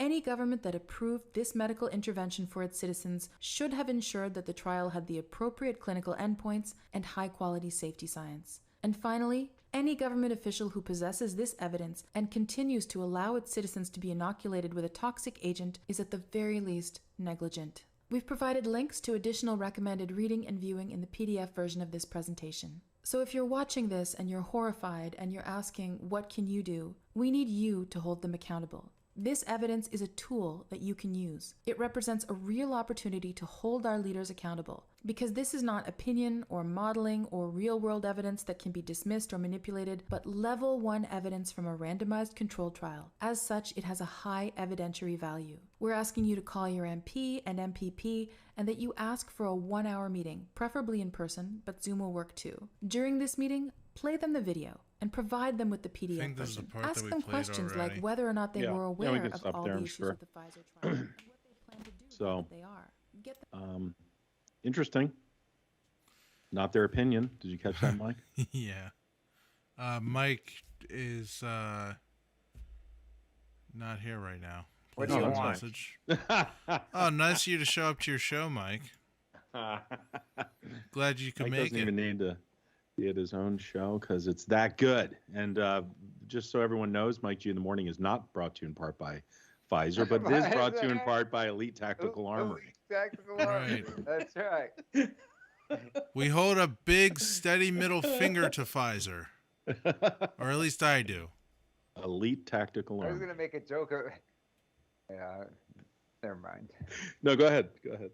No, I don't want to make jokes about it because you know we love our sponsor and Dave's a great guy and everything like that. So I don't even want to joke about what's going on there and make a joke and somehow compare it to our sponsor. I got you. I understand, brother. Not worth it. Yeah. Nope. God forbid somebody takes some clip and snips it up and puts it out there like it's real or something. Right. Yeah. So, interesting stuff going on there, provided by the certain medical Durso says go to the part about the children. You got a timestamp, Durso? Oh, I've got somebody sent me the video left out 162 other sudden deaths. He said 5 times cardiac death rates in FIFA very low aerobic athletes, 183 this year. Cardiac and sudden deaths. I saw AmericasFrontlineDoctors.org. That basketball player that they were showing in the clip. He just kind of fell over and face planted right on the court. It's horrifying. Awful. I can't imagine being a parent, at the game watching your child collapse on the, on the field or on the basketball court or whatever. It's pretty horrifying. Not only that, but there's injuries that probably come with that. Those guys are tall. You know what it's like for a tall guy to, the taller they are, the further they got to fall. Yeah, and harder to fall, right? He's probably looking at maybe some chipped teeth, a broken nose, some kind, maybe even a concussion. Like, that's a hard floor. Yeah, sure. No, that's a good point, Russ. Certainly not good to fall flat on your face in the middle of a game like that, It's not good to fall flat on your face in general, Chris. No, I know that you love doing that, but it's really not good for you. This is an intervention, all right? I've had lots of training on how to fall. I wasn't falling, I swear. I was attacking the ground. Yeah, my face can break my fall quite well. But I'm excited about the upcoming fight. So when is the date going to be for the MMA fight between Mike G and Slick Willie or Russ, the producer? We got to get that on the calendar. The 4th of July when it comes in August. Yeah. Hold on, we got a fight going on in the comments over here. Oh, what's going on? What's going on? What? Oh no. What am I missing? Let's go back to the comments, Russ. Where am I going? All right, here we go.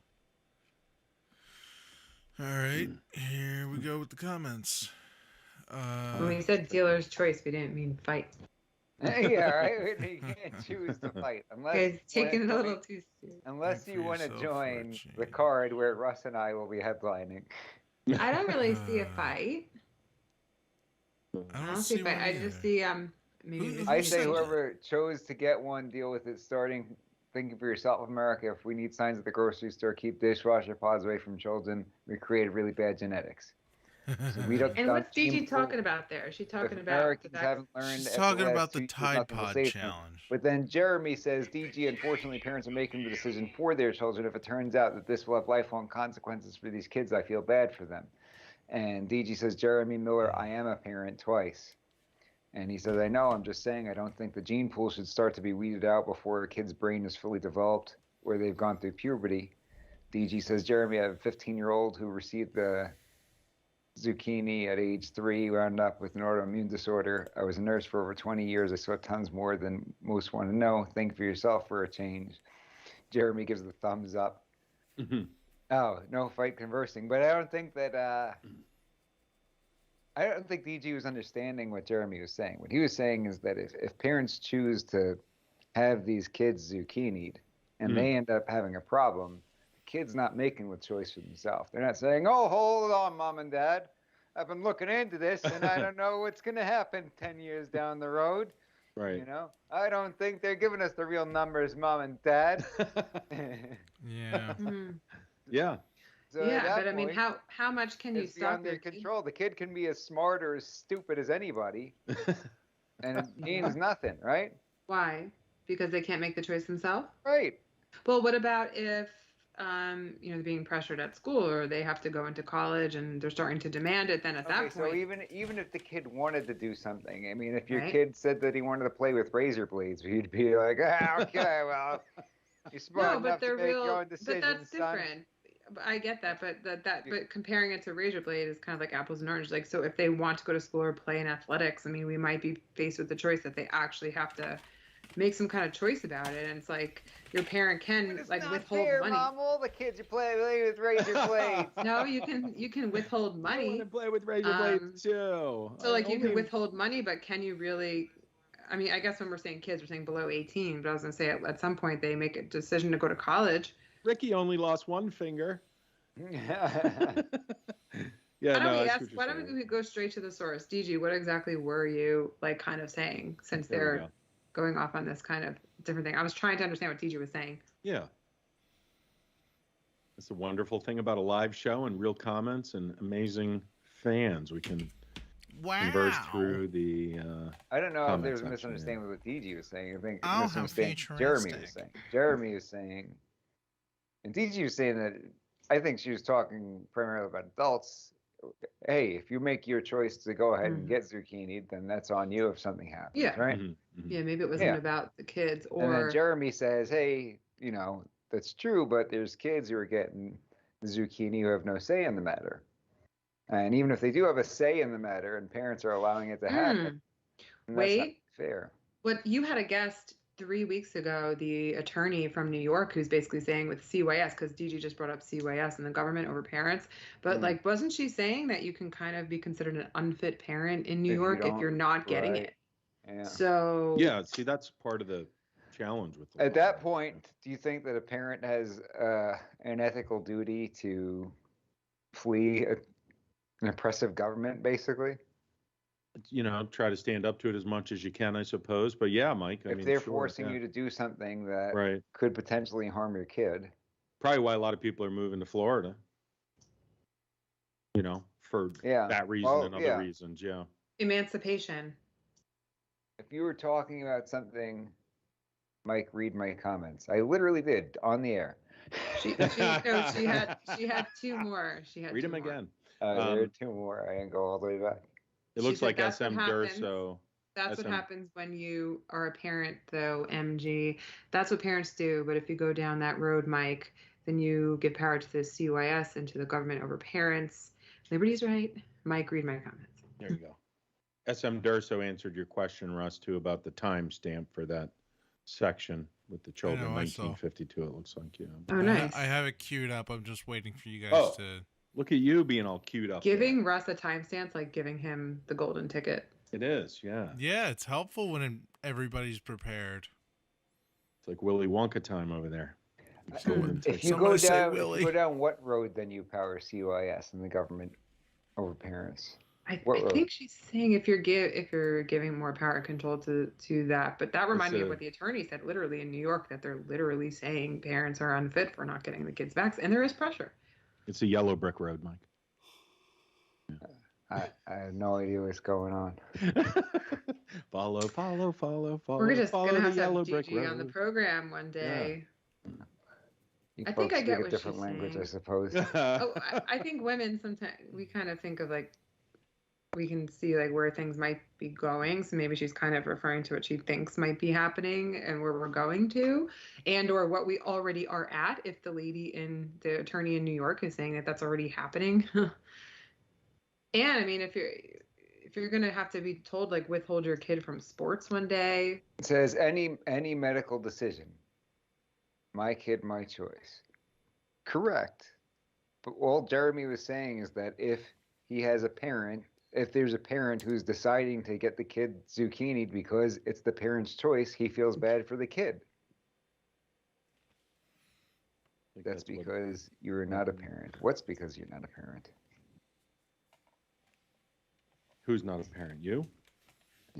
I feel bad for kids who are subject to bad medical decisions by their parents because I'm not a parent. Well, don't you know, Mike? You got to have a PhD in parenting. You got to be a 5-star chef to say a meal tastes lousy. You got to be a NASCAR driver to drive fast. I'm going to write this down, and then if I become a parent and wake up one day and I'm like, you know what? I don't feel bad for kids who get subjected to bad medical treatments by their parents. I don't feel bad at all because I got my own kids. Who cares about them kids? I got my own now. Got my own now. Yeah, see? Yeah, see? I know, you were pretty good to Ellie, so I've seen your parenting skills on a certain... They're very, very good, Dad. Yeah. We gotta parent play her this food video. for her and everything, yeah. Well, it should be people's choice. I think people just want to be left alone. So it turns out that DG is yelling at me for agreeing with her the whole time. She said, so do I. I feel awful for my own child. Well, I don't think you're picking up what I'm putting down, DG. But we weren't. Hold on, but wait. I have a question. That we weren't. People weren't giving choices as to giving their kid the polio vaccine and stuff like that. Like when you're born, you're kind of just here's the cocktail of vaccines we give the kids, and pertussis and these different things, right? So is that kind of like what she's saying? Like, isn't there like this awful cough that children get? I don't know, but I'm saying there's like certain vaccines that when your kid's born that people or before they're 1 or something that they give to kids, and people just kind of are like, okay, this is what you get, right? May says working with Russ is like parenting. That's correct. I should get some credit there. So they're kind of like starting that with the COVID vaccine. So the comment of the night, MA. But at least those are quote unquote vaccines, and they've had some. Approval and I feel like this one's in just a category, but maybe because I don't know. I mean, I'm naive to the whole. Come on, Liberty, you know everything. Stop before. it. No, I'm saying like, but what parents went through before, like why it's like risk versus benefit. Like when the kids are born, you're just like, okay, I don't want them to get this, this, and this, so this is what they get. Or before you go to college, this is what you get. Or if you're going to go into the military, like you kind of have a choice. And then sometimes you kind of don't really have a choice. It's kind of just like a given thing. Like, you know what I mean? I don't know. Sure. Yeah. But now COVID. Let's talk about guns. Let's talk about guns. I like it. Enough. Thanks, Gary. Yeah. Woo. Save me. There we go. So, how about them guns? Some gun stuff. Went down Mike, that's your cue. We went down a funny road. Well. Mike, that's your cue. I said, how about them guns? You're supposed to tell us. I have a question. Are we done with the video? Are we going to the one that who was it? SM Durso told us to go to about the kids? You said you have it queued up there, Russ? Yeah. Or did we do that? Yeah, that's what you guys are all staring at. All right. Failure to test why it matters. Yes. Right. Should I hit play now? I'm going to go with yes. Here we go. You let us know when we're done, Philly Chris. Yeah. All right. Mike's going to take a nap. All right. You want to play it a little bit? Play it a little bit. Well, since we had somebody in the comments ask for it. Go ahead, Russ. We'll just play it for a minute. See what it says. I would love to talk about guns. Remember to wake Mike up.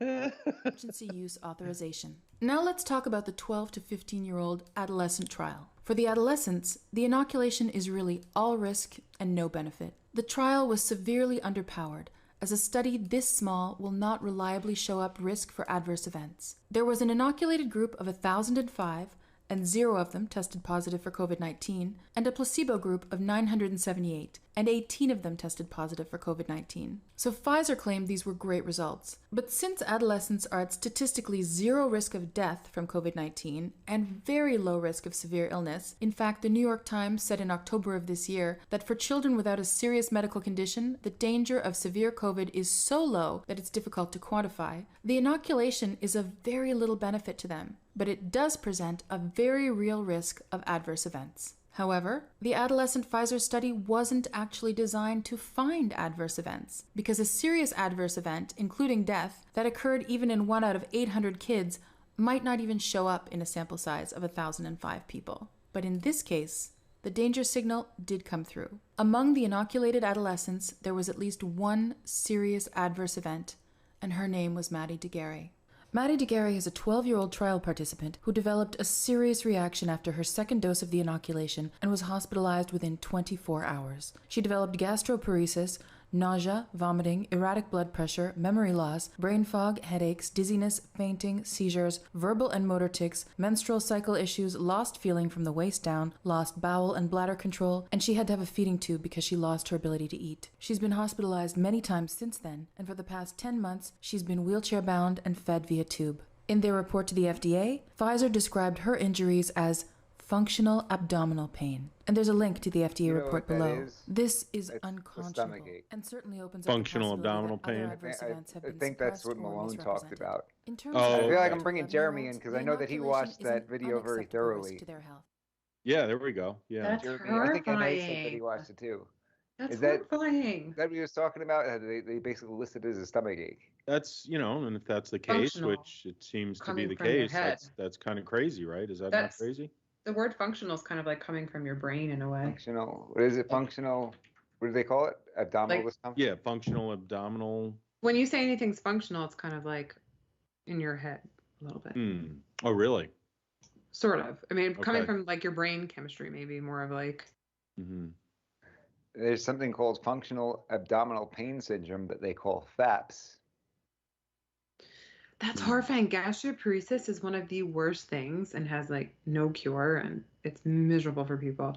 Well, the list of things they mentioned for this poor young girl is crazy. I mean, you're losing control of your ability to use the bathroom properly, or paralyzed from the waist down, I believe they said. I mean, that's crazy, right? Well, gastroparesis is like you're unable to like digest food. So you literally, these people vomit all the time.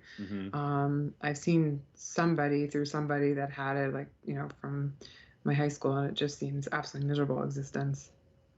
Yeah, I mean, it's very concerning what's revealed in this presentation, in my opinion, and I hope people have a chance to look at it and make a decision for themselves. Again, certainly not telling anybody what to do, but, thanks for letting us talk about this stuff on the show, Mike, because I think it's pretty important, Jeremy says they call it a stomach ache, but people are having intestinal bleeding. Right. Sad. Oh, what? Your spleen's hanging out? You got some abdominal discomfort. I'm sorry. I thought you were a real man. Jeez. Real men don't complain about intestinal bleeding. Poor baby. Bleeding from the intestines. Yeah. Oh, want me to call your mommy? No, but seriously, it's messed up. Must work for Pfizer because she gave me functional pains. Right. The poor kid. I mean, imagine the craziness going on in that household right now, and for her, I mean, the that's just insane. That's insane to me. Doing to a tube. That's right. And the worst part is they can't even sue the vaccine company people. Yeah, because they have a better chance of suing you, Russ, than they do them. Yeah, I mean, they got all kinds of lawyers. They could probably come after you and blame it on you, but they can indict a ham sandwich, but they can't go after these doctors. Right. And they want to suppress the information for either 50 or 75 years or whatever it is. I think Jeremy might have commented on that. I forget who it was in the comments, but why would you do that? They want like 50 years to make a report on it, or some stupid ridiculousness like that. And their reason was they didn't have the resources to respond for 50 or 75 years. Like, come on. Well, by that time, everyone will either forget or not even care. Yeah, unfortunately, our memories are short. Yeah. I'm inviting DG on the program. Come on, DJ. What, right now? DG wants to call me out, then come on up. Step right up. Is there still comments going on there? I wasn't. DG, if you don't want people to know who you are, you can actually order on Amazon. Wait, hold on. I suggest DG orders on Amazon. Oh, gosh, Amazon. I'm just You kidding. lost her at Amazon. No, DJ, wherever you want to buy it. Guys, but you know those old Call me pig, Amazon. Oh, do you have that FLS, Mike? FLS? Do you know those old robot thingies where like they change your voice to sound like Darth Vader or something? Like you should totally used to prank people. Get one of those things and come on. Like DG's in the witness protection program. Get a voice scrambler. Yeah, I mean honestly, at this show, everybody's anonymous. We have everybody with fake names because the people who have their last name on here, you guys. Mike's name isn't fake. I cannot believe how everybody's gonna, in secret, like my program is some kind of terrorist operation. Right? Seriously. No, we have a few what are we doing here? That's the society we live in. That everybody's gonna show up completely underground. They get caught participating in the Mike G in the Morning program. Yeah. Every story because that we things get that we're talking about are so serious that they can get fired. Right? Welcome to Rebel Radio.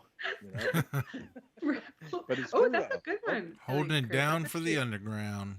Rebel Radio. Should totally make a Rebel Radio station. Make sure that name hasn't already been taken. Everybody loves alliteration. Stop it, Russ. You always have to squash every good idea we have. Wait. You always so DG, are you accepting the invitation? Get a grip. It looks like DG's accepting the invitation. Oh my gosh! Yay! So, Liberty, do you have a way to get in touch with DG so you can get the telephone number? Oh, she said not tonight. Oh, come on now. Oh, come on. Come on, you chicken. Next week on the program, DG. Tune in next week, 7 o'clock live. DG, you can't stand us up. Jeremy asks, from a legal perspective, if kids getting the vaccine, the zucchini now, have problems later in life, such as infertility, couldn't they sue the vaccine companies because of the lack of informed consent? Well, the immunity that's provided these companies is something that's statutory, and I'm by no means a zucchini lawyer, but there's statutory immunity that's provided to these companies, and that's what makes it impossible to sue them and win. As far as you prove that there's some kind of lack of informed consent, so was there something that was being held back, or was it just plain old, was it negligence? Was it that they didn't know, so that's why you didn't know? There's going to be different considerations. Have to look into the case law and see whether there's some kind of standard that would be able to pierce that immunity, right? 18 U.S. Code, Section 2331, and then subsection 802, I believe. Oh, okay. Thank you. You pull those out of your butt, Chris? I did see something today, though, about coercion. Have you seen these videos going around? There was a bunch of them today, Mike. And what is how far does the immunity stretch? Is it just 99? Just from negligence claims or gross negligence claims, recklessness claims? Certainly not immune from intentional torts, right? Because you're a zucchini company, you can't go out there and start hitting people in the head with a baseball bat and be like, I'm immune. It's a baseball bat, not a zucchini. You can't intentionally put rat poison in the batch and be like, we're immune. Yeah. I don't know anymore. What about DG must be taking a page out of Russ's book. She says, I'm too tired. My dog had me up too much. He is a herding pup. Well, we feel. Oh, what did he eat your homework too?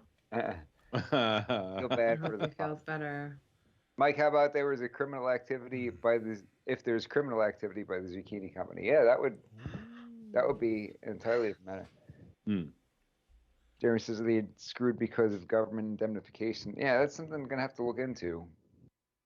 But yeah, criminal activity, that's separate. They have civil immunity. They don't have criminal immunity. So, but the problem is that to get to that criminal level, you'd have to have that higher standard of intent, right? It's not crimes for negligence generally. That's usually a civil standard where somebody knew or should have known and they didn't reach the standard of care.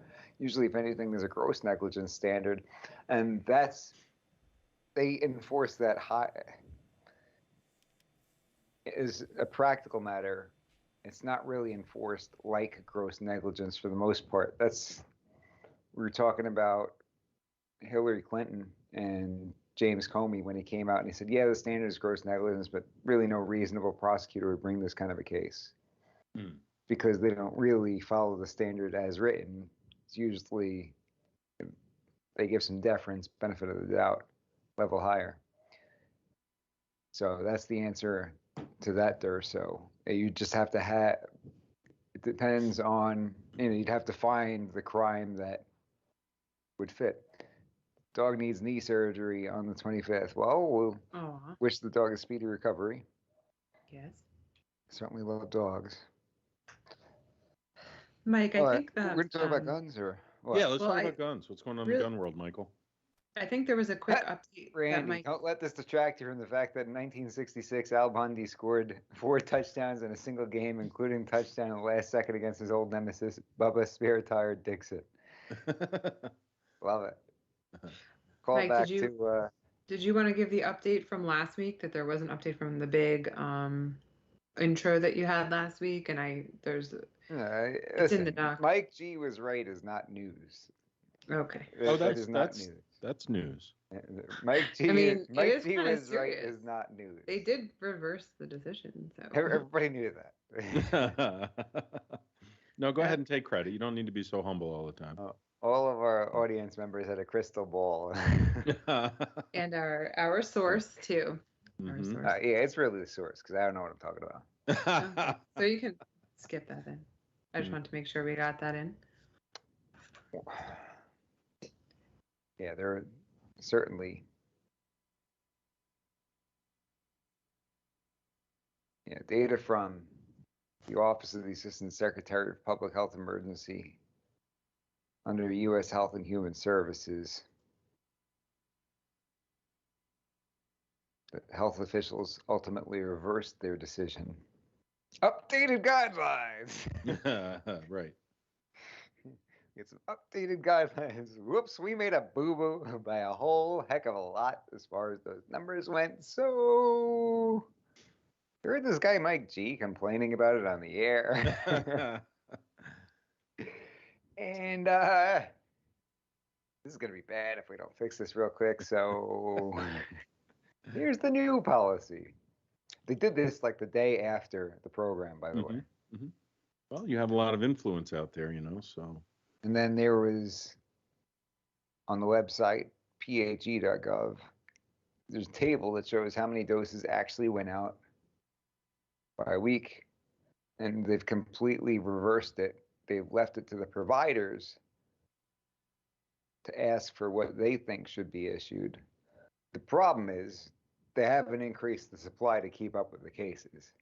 So we have a tremendous amount of cases right now. We've got, I know we said that Pee-wee's got COVID, but there's another friend of the show who's very sick with COVID right now too. And, it's out there. Yeah. It's certainly out there. Mm-hmm. Somebody wrote in a message to the show. I think they had the wrong show. We're confusing you with somebody else. They wrote something like, well, you and your buddy Joey are out there. What was it? Liberty? You guys are out there, saying that COVID doesn't exist, but you should take a look at Henderson County. Henderson County, Tennessee. In Henderson County, Tennessee, 26 people died. It's like, they have the wrong show. Unless you got the wrong show. Joey. Must be another Mike G in the morning out there somewhere. I Googled it and I tried to see and I couldn't find anything. I did, even made it specific to Henderson County and region and everything. I don't know. Yeah. I don't know what the deal is, but regardless, I don't know if you just look like a Joey. Maybe. You and that guy Joey or whoever. I've certainly never said that it doesn't exist or anything or downplayed it. No. I certainly have not. No, Other people on the program maybe have. Possibly. Although I've never said that it doesn't exist or I don't, I've I've definitely been a little bit more on the other side of things, just to question everything for yourself. But and there's no Joey. And the numbers are questionable. I think we're seeing some things reported now, like we talked about tonight, to delve into the numbers a bit. MA says, Mike, people without masks scare me. Could you all please wear masks during the show? Oh, that actually happened. I wonder if is MA referring to that workplace that made it a policy during their Skype meetings? That can't be real. That's Did you see that? Yeah, maybe it's not real. Yeah. Can't be. Come on. I don't know if it. Yeah. Well, come on. The way things are these days, man, it could be. Sounds so unreasonable, though. The fact that you don't believe that's offensive. The fact that you do believe it makes you a moron. That's very hurtful, Mike. Mike, you're being very hurtful toward people right now. I hate when these stories come out, these things come out like that. And right. people are like, really? See how bad it's gotten? And all the liberals are like, those stupid idiots actually think that's true, you know? Mm-hmm. Also, before you go to a gun segment, that might be what the dealer's choice is, but we are in the dealer's choice hour. We've been in it. So anybody has a specific topic that you want Mike G to answer, talk about, or Philly Chris, or anybody, please put it in the comments and we will do so. So Guns, the Great American Outdoor Show is supposed to take place in February. Oh, it's scheduled to happen again. We've been off for, I guess it was the last 2 years. Well, no, last year, 2020, it was right before the pandemic. Which, frankly, means that it had to be swirling around in that building. It had to be. February of 2020. Sure. You've been to the Great American Outdoor Show, right? I actually still haven't been there yet, Mike. What? That's crazy. No, I haven't been to one yet. Yeah, when I was doing the Law Shield stuff, Petroni used to cover it. That's crazy. Yeah, it's a big show, but everybody's it's crowded. You're shoulder to shoulder with people. You'll probably be there at some point, right? I will at some point. I'll let everybody know when. They've got me showing up to sign books one of the days. So I can come up and hang out with you. Yeah, that'll be fun. But if it happens with this surge, that's just if you want to set up one of those studies like we were talking about to see how effective the zucchini is, right? Send them to the Great American Outdoor Show. Yeah, seriously. Yeah, no, it's a big event. Yeah, we'll see if it actually happens. Right. But if it does, then it's an amazing show. You have all of these manufacturers there and everything like that. Mm-hmm. Just got the calls. Both kids' schools are closed tomorrow for snow that didn't fall yet. Well, I don't know. If I were a kid, I certainly wouldn't be complaining that we got the snow day without having snow. Because that was the worst as a kid. You're like staying up all night, peeking out the window, like, please, come on, just a little more, come on. And that was the most disappointing feeling in the world when the news was like, it's going to snow. And you'd be like, yeah, we're going to get to stay home tomorrow. And then you wake up and there's nothing. Mm-hmm. And the whole way to school, you're like cursing the weatherman out. Growing up in New Hampshire, snow days were regular school days. Oh, really? You didn't get off very often for snow? No, they would plow the roads and you go to school. You had to walk back and forth both ways uphill. I did. It was like hiking Everest on the way to school and back. Yeah. With barefoot, no gloves, and barefoot, no gloves. Cody Lundeen. 20 below zero. It looks like the snow is supposed to start at 2 a.m. It says. I remember almost having a snow day where no snow fell. It had snowed a few days before that. We got on the bus after a 2-hour delay, and it started just absolutely blizzarding, and we didn't get to school till like. Shut up. We didn't get to school till like noon, and then we were sent immediately home. It was terrible. I spent the entire day on the bus, just sitting in idiot bad weather traffic. Well, there you have it. Fascinating story. There you have it, ladies and gentlemen. I think what you mean is cool story, bro. Tell it again. Bring the sound effect back, though. What's anybody ever see that movie Bullet with Mickey Rourke, Tupac Shakur, and Ted Levine, the guy who plays Buffalo Bill in I don't think I saw that. I think I know what you're talking about, but no, I haven't seen Silence of the Lambs. It's called Silence Bullet. of the Lambs was good. Yeah. Bullet. They call it Bullet. It takes place right by my old neighborhood in Brooklyn. And there's a fight scene where it takes place in these handball courts. Uh-huh. And there was this, neighborhood famous mural spray painted of Jesus with the crown of thorns, thou shalt not kill. And there's an area that had a lot of violent crime problems, a lot of murders over there. Mm-hmm. And there's somebody painted this huge, right on the handball courts, Jesus. There's a Christ head, crown of thorns, thou shalt not kill. And the fight scene takes place on those handball courts in front of that. Durso says, great movie, Mike. Yeah, if you haven't seen that movie, you got to check out that movie. But Durso, when Russ is telling the story, makes me think of the part where the brother, played by Ted Levine, Lewis, he goes, it's a very touching story, convict. I'll have to check it out. Check it out. Thou shalt not kill. DG, I think might take a tour of his old neighborhood. Yeah. Yeah. Maybe the police escorts these days, right? Back then. Yeah. I had a buddy of mine. May he rest in peace. He passed away very young age, but he was a professional baseball player. We played in college together. And when we graduated, he went on to play for the Nationals organization, and he was actually on the Harrisburg Senators for a little while there, but he was playing for their short season A club, and they played at the Brooklyn Cyclones. So left me a couple of tickets, and me and my dad went to watch him.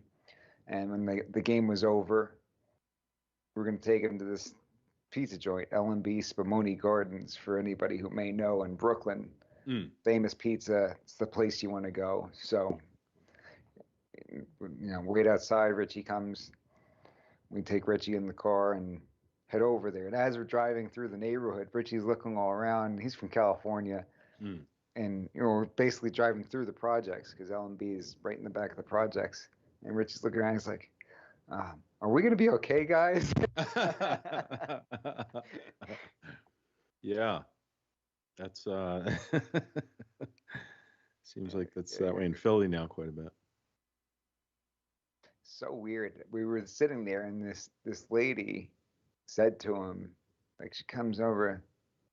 There's this lady, and there's this other guy who was like 400 pounds, big Italian guy, like 400 pounds, with this lady. And this lady looks at her. She says, excuse me, I got to tell you something. Just be careful in your car tonight. And he was like, what? Okay. Says, just be careful in your car tonight.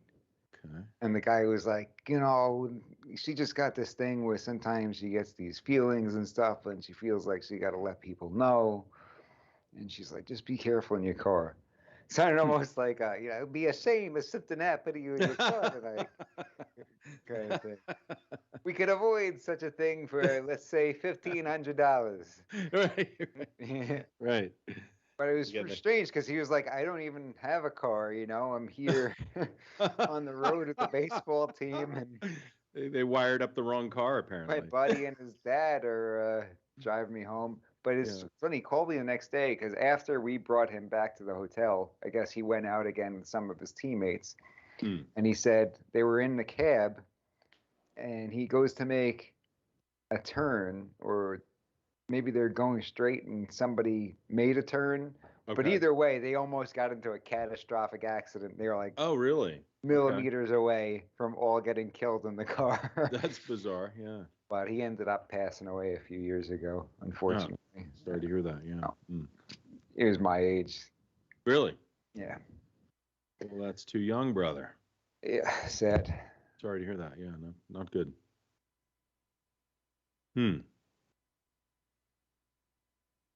Durso says, Mike, I have that movie in my movie library.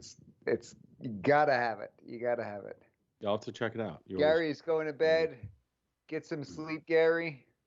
Peace out. I like DG's idea, though. We should take a ride in Brooklyn. Yeah, man. But we might not be allowed without passports, right? Well, that's a good point. Yeah, could be an issue here soon. Can't have guns, must have passports. Right. Thanks for the freedom and all that. Yep. Russ, be careful in your producer's office tonight, Gary says.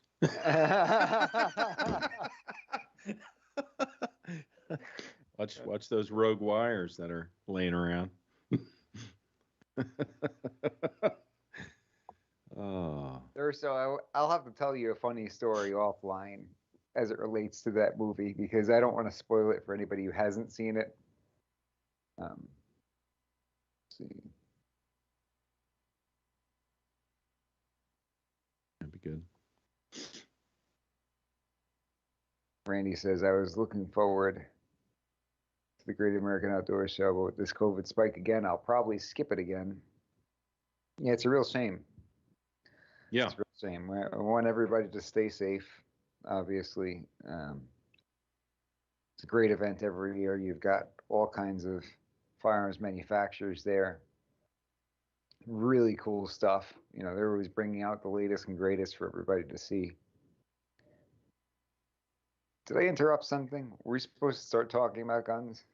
Well, you're kind of now. I mean, you're talking about a show that is going to have quite a few firearms at it, right? Yeah. Yeah.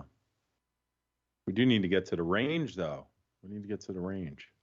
The range day. Do people carry different firearms in the summer versus winter? How about that? Answer that in the chat. Do you change up which firearm you're carrying based on the time of year? So now that it's winter, have you gone to something maybe a little closer to full size because you don't have to worry about covering up with shorts and a t-shirt or tank top or a bathing suit? You got to go with the revolver for beach carrier, right? It's a little snubby. Yeah, there you go. Yeah. Beach carrier revolver.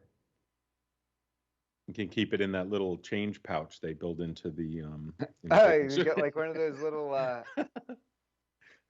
did know a guy who carried one of those little Northern Arms, little 22s that are like the size of a beeper, basically. You ever Oh see yeah, them? no kidding. Okay, yeah. I've seen those. Yeah.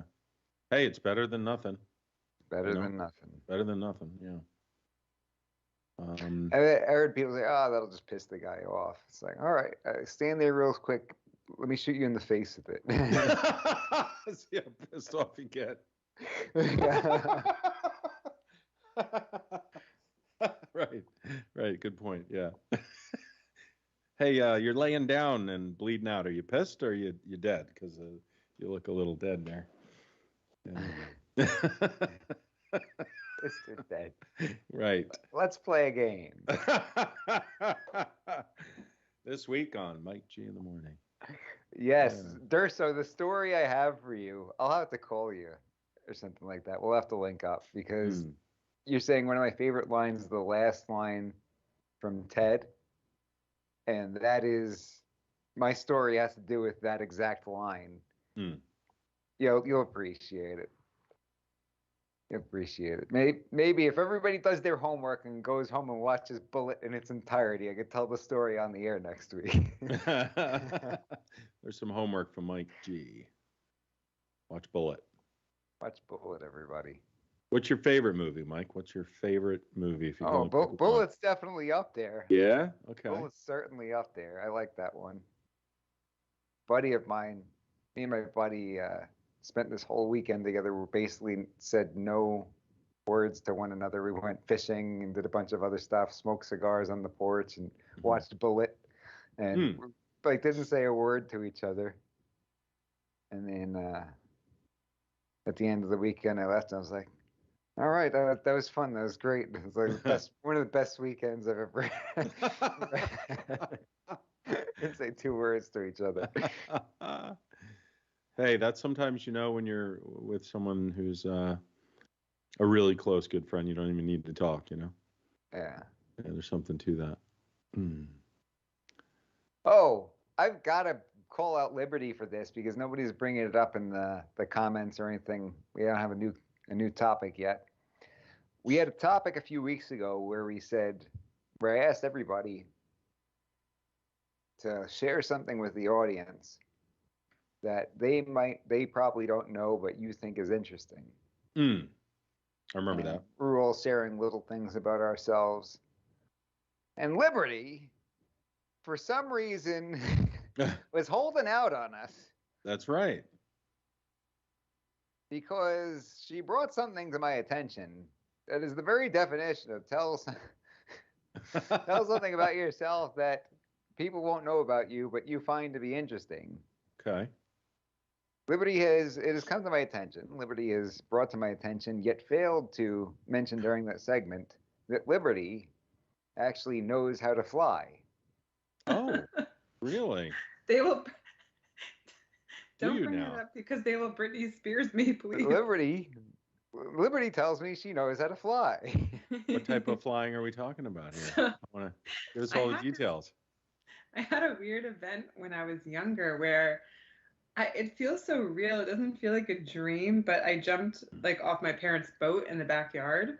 Yeah. And I remember being lifted by the wind, and I swear I went my whole life thinking it was true. And like to this day, I can still remember the feeling, and I still remember it. And I remember exactly what it felt like because I was watching a movie the other day, and I was like, "Oh, I know exactly what that feels like." Was there I was flying in the air. And so the boat wasn't moving; it was parked in the yard. You're saying? It was in the backyard, and I jumped, and it was extremely windy, and I just remember staying airbound. How long were you in flight? Flew around the globe a couple of times. It was really extremely windy. That like sounds awesome. Like a hurricane. I want to do that. Anyway, if people don't have Mike G's humor, they're probably literally gonna think I'm crazy. It's okay. Was there Liberty tells me this just in casual conversation. And the first thing I said, and you didn't think that was something interesting that other people don't know about you?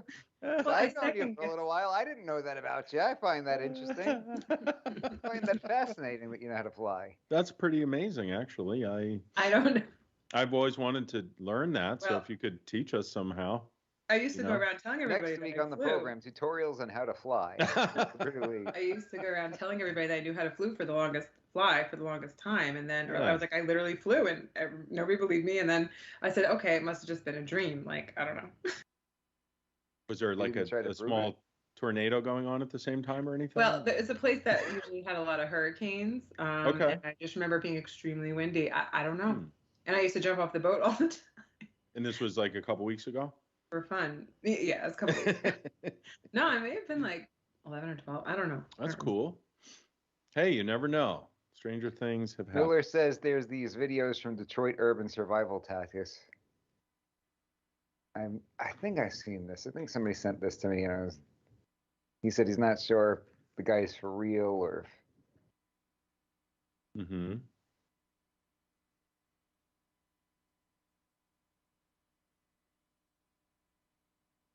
There's an 11-minute compilation. Yeah. On YouTube. I'm going to put it in the doc right now. Let's check it out. Why not? What is it? We're having fun. So, Russ, at the very top, I'm putting this link. Go ahead and click on that. How did Mike G show gang meet? That's a good question. It's a good question. I've known Liberty for a long time. Russ, I met through the station. And Russ was not the producer of this program for the first year. He had to fill in a couple of times, and I really didn't know him that well. I don't know if I've talked about this on the air, but I remember when he filled in and I was doing the show and I didn't know him. Yeah. And he's sitting there like eating a bag of potato chips in the microphone. I'm like, who is this guy? And of course, I was not comfortable to say something to him like I do today, you know? Right. That was my introduction to Russ. And obviously we hung out outside of the program. And Chris, I know through my good buddy, rest in peace, Eric Petroni. Yes, sir. He introduced us many years ago. Mm-hmm. And yeah, that's pretty much it. Really nothing exciting about how the Mike G gang met. Now the question is, how much do we fight? What's that? That's all we do when we're off the air. The question is, how much do we fight? We're going to be like the Beatles one day. Constantly. Yeah, who had asked that question? That was DG, right? Yeah, DG. Oh, prison. Yeah, we did actually meet in prison. That's right before Mike became an attorney. Yeah. Mike spent all that time between working out and at the prison gym and going to the library. They had a pretty good law library though in the prison there, I thought. They did. Yeah. They did. And plus, I got to learn the system from experience. Yeah, right. You made a lot of money too selling cigarettes and stuff. That was impressive. You put yourself through law school. Playing cards. Yeah, playing cards. Yeah. Mm-hmm. And there was that MMA fighting ring you ran. Oh yeah. No, as a promoter. Sorry, promoter. We're not supposed to talk about that though.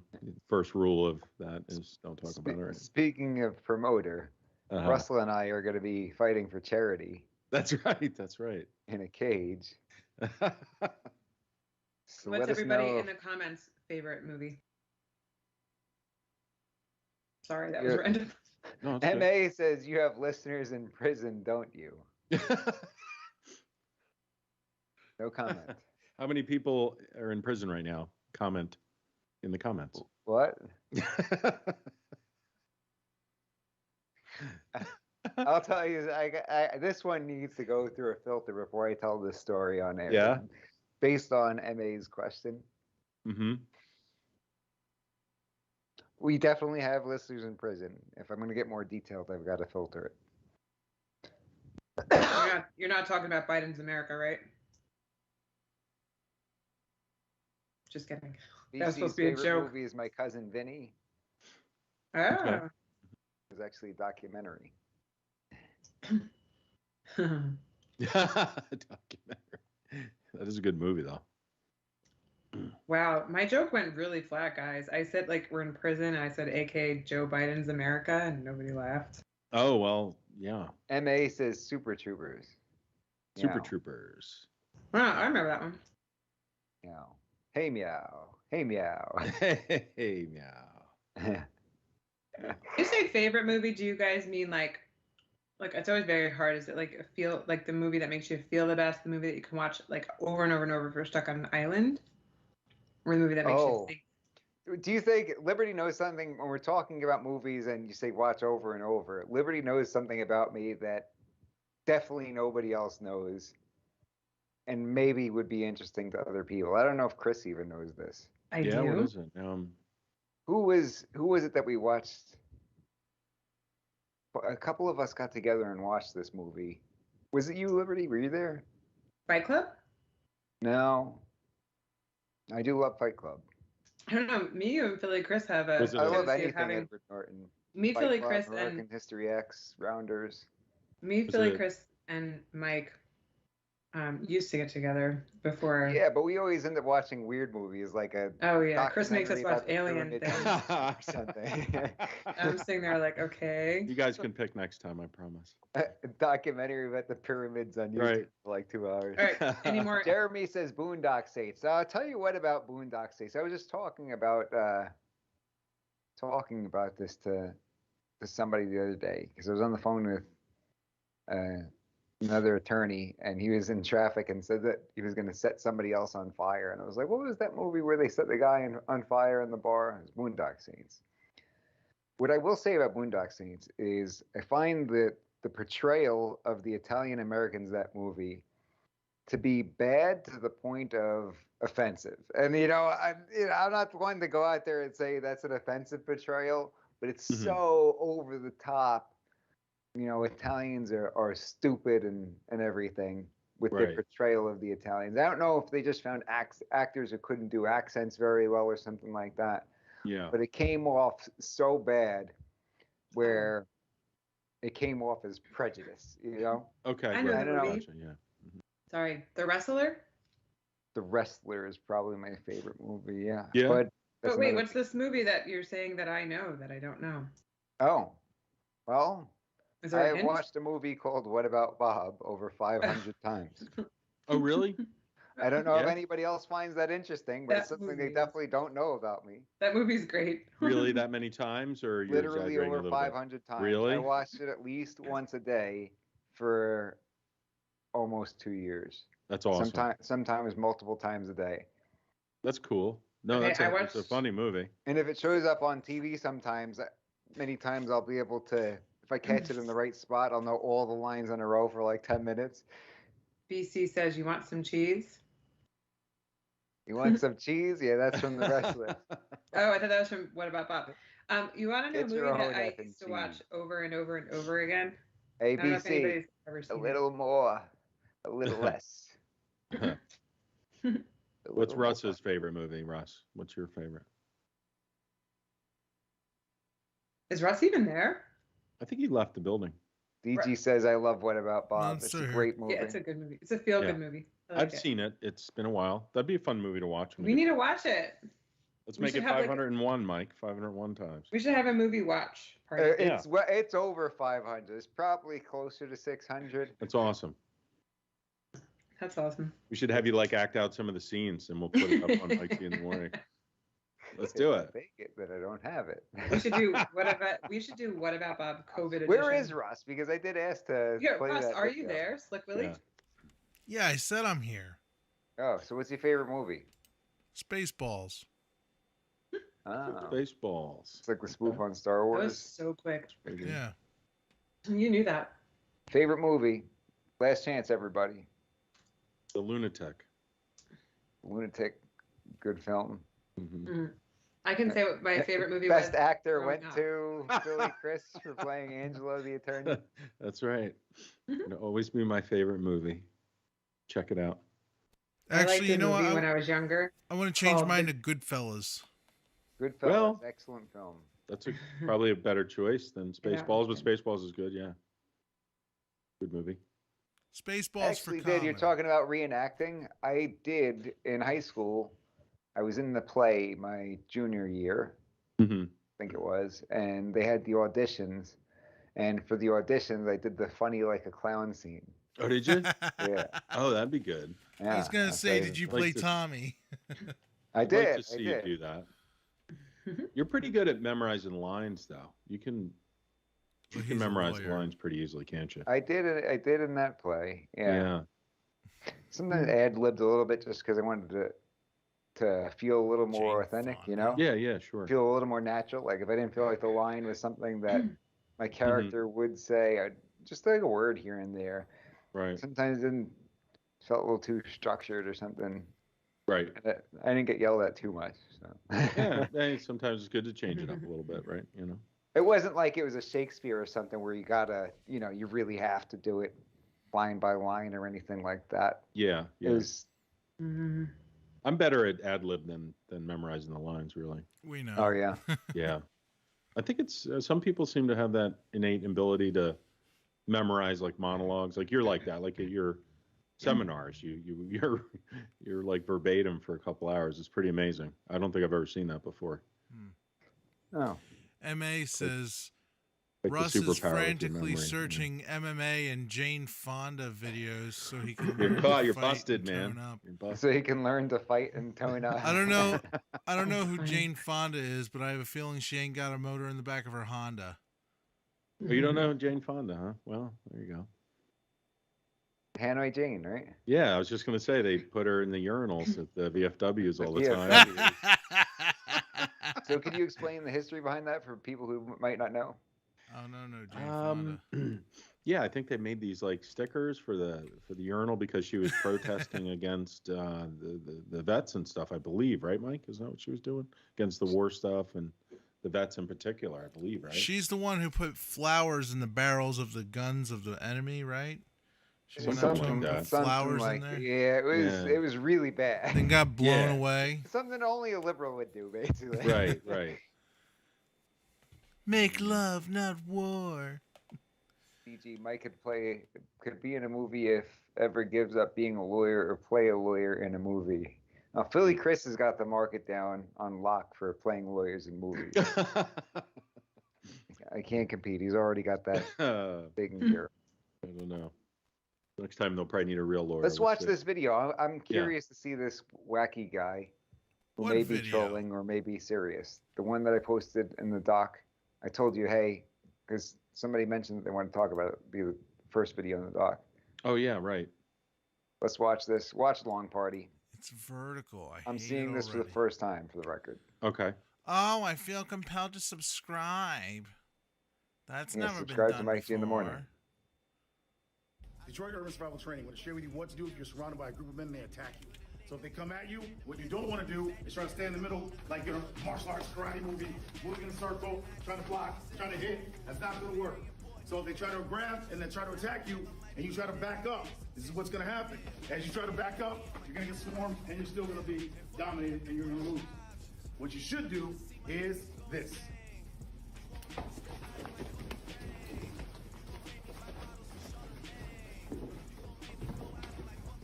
And as you can see, when you move in a circle around the crowd, you're able to attack each attacker individually.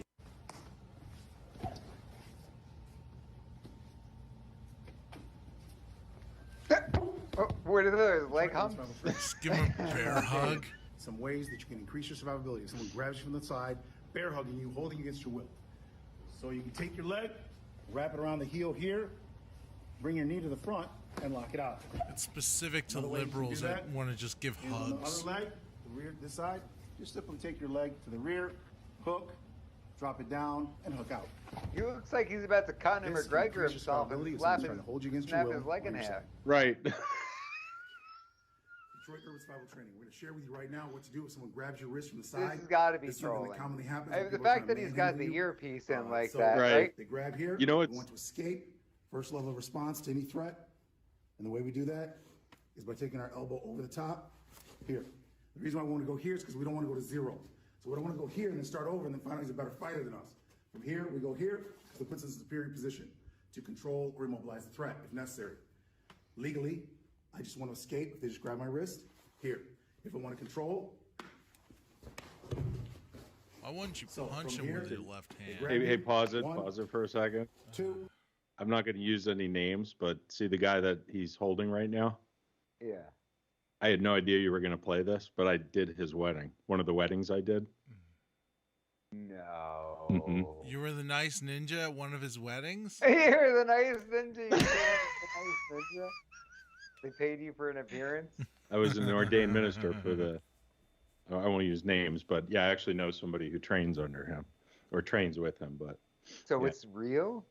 He's actually got some legit, I don't know too much about him. The gentleman that is to the left in the video right now is actually pretty well trained martial artist, but the gentleman who runs this place in Detroit, I don't know a lot about him, but I've seen some of his videos online, and it's interesting because, yeah, he's kind of getting some abuse online right now. There was something that just came out the other day, maybe it's in here too, where somebody was doing a gun technique with him, and he got shot up a bunch of times.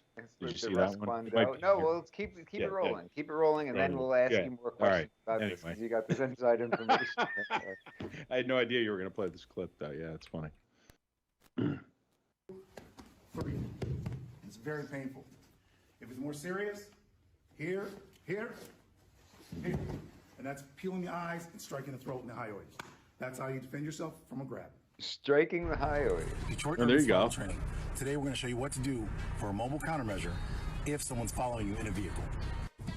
If you notice a vehicle behind you, like this black truck, you're going to make 3 consecutive right-hand turns.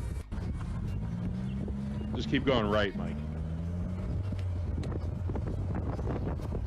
Then you're going to make 3 consecutive left-hand turns. 2 wrongs don't make a right, but 3 rights make a left.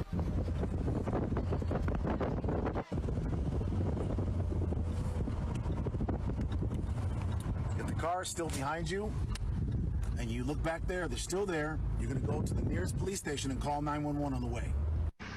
When you call 911, try to keep your operator in line if you can, get your operator number, and then also make sure you get the address to the right police station. In this case, it's 12th Precinct here in Detroit, and you also make sure when the vehicle comes by, when they drive by you, you try to get their license plate number. Wait, press pause. Don't move. Wait, so if someone makes 3 lefts, they're definitely following you and up to no good. That's right. And if they stop following you, then get their license plate so you give it to the police. I'd hate to be that guy. It's like freeze, pull over. You're chasing this guy. What are you talking about chasing this guy? Sir, you were here last week. You've reported 5 people now for following you. Oh my goodness. No, I've seen a bunch of these popping up recently. Keep going. It's interesting. You move up. Oh. Detroit Urban Survival Training. I want to share with you right now some options you have that can increase your survivability if someone placed a gun to your throat in close quarters. And this is what happens when someone wants to do some incredible harm to you. If they want to take you somewhere, take you hostage, or if they want to torture you. So this is a position you would find yourself in. And instead of allowing them to do that to you, or just allowing them to kill you, here's some options that may increase your survivability. What you can do, number one, is you have to move your head offline from the line of the trajectory of the bullet at the same time that you pull the wrist in.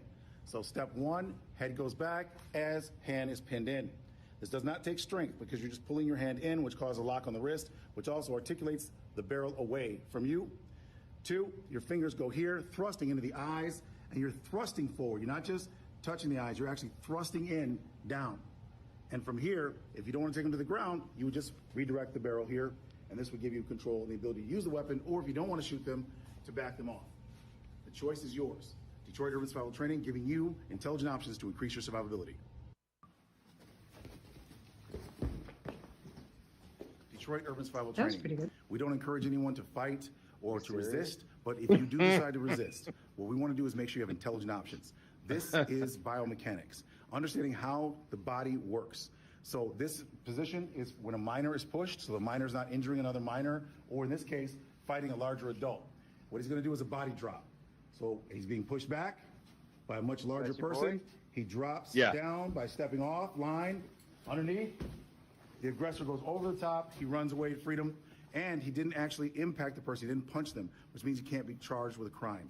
So this is a way to defend yourself safely and create the most nonviolent outcome. But also, I don't know if he should be given legal advice, right, Mike? Yeah, can't happen. Can't Just happen. can't. Can't happen. You didn't. Nobody's ever charged for a crime they shouldn't be charged for, right? Unless they punched him. Oh, I didn't punch him. It was like the teacher had to read these in our homeroom. I remember Mr. Manzo had to read these BS rules because in Staten Island you take the city bus. Yeah. When you're in school going to and from. So you had to read these rules for the city bus to everybody. And one of them was, he said, fighting, and he was making fun of them as he was going along because they were so ridiculous. Yeah. He said, I'll never forget, he said, fighting and wrestling are not permitted on the bus. Boxing is acceptable. And I was dying. That's picture funny. guys in boxing gloves on the bus. Sounds like a fun bus ride. Like this guy, right? And he's like, you didn't punch him, so you can't be charged with the crime. Right. Yeah. Might want to hold off on the legal advice.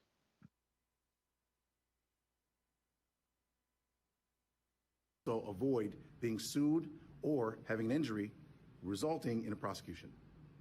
Put your picture here. This is the guy. This is the guy. Put your. So, don't move. Don't move. Fingers are down inside the eyes. Now he grabbed that bitch. Yeah. See, So what happens if I don't say don't move? Okay, don't say anything. All right, ready? Damn.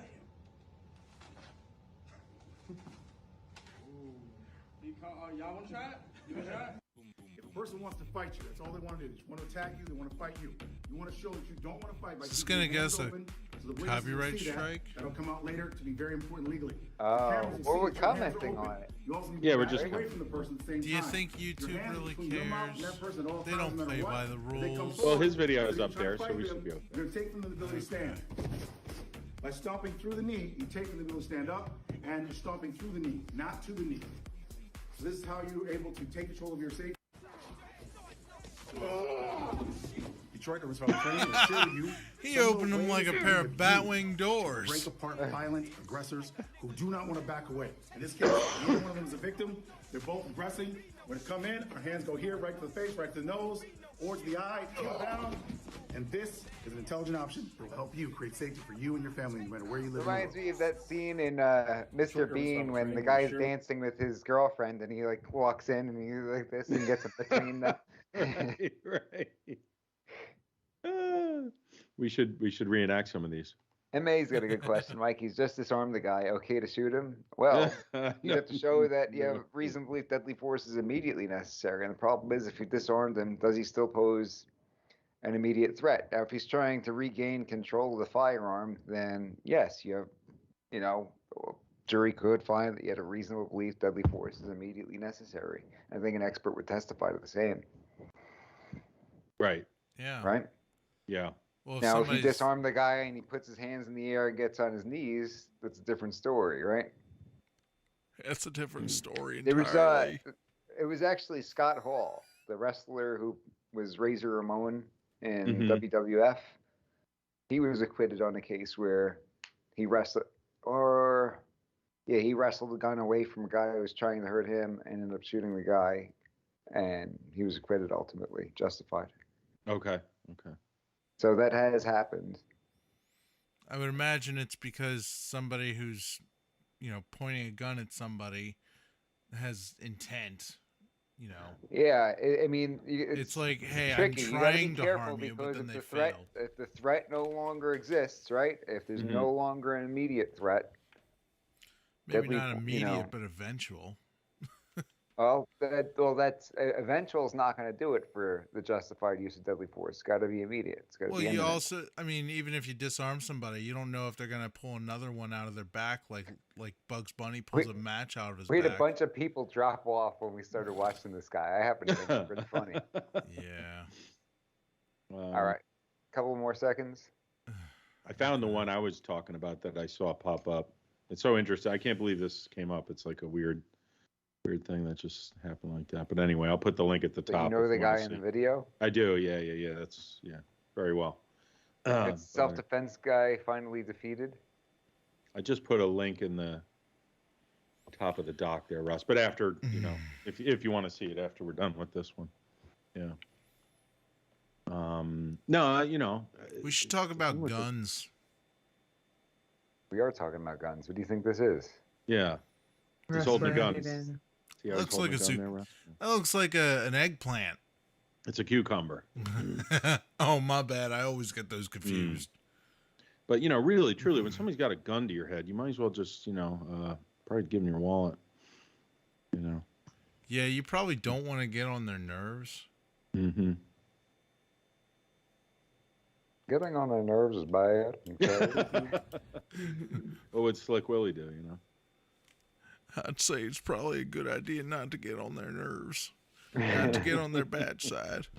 However, if you are able to disarm them and get down on them knees, never mind.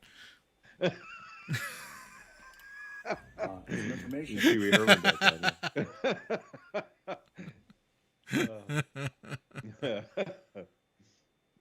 All right, let's see what happens here. See, Herman is on Clinton would be like, I haven't seen you since Epstein Island. Right. I think we should write some lines for the two of them to have a conversation. Oh, no. Good evening, Pee Wee Herman. Pleasure to see you again. Yeah, Obama can be the moderator. I haven't seen you since the Oval Office. Oh, no. You're doing it wrong. We had popcorn at you the got to movies. speak a little bit spacier than that. Yeah. That was pretty good, though. He does it. You got to take a half an hour to say a simple sentence. Obama's like a couple, and then a tumble. Yeah. Yeah. Right. Like doing backflips.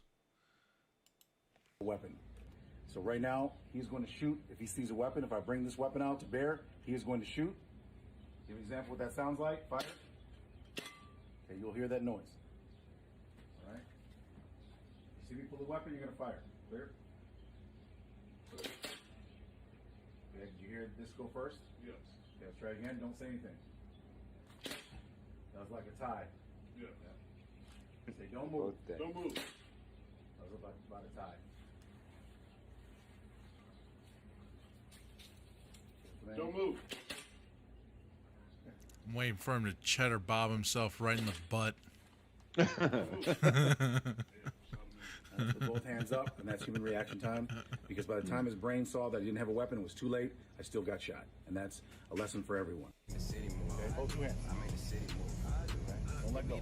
Don't shoot me. Oh hell! Take a play and then I back it back and hit after hit, check the batting average. I take the work, flip it acrobatic, got a little time and a lot of Yeah, but who gonna do that? But why would you be on the side of him? Oh, you be shot in the front. Bam. Still coming out. Nothing you can do. No.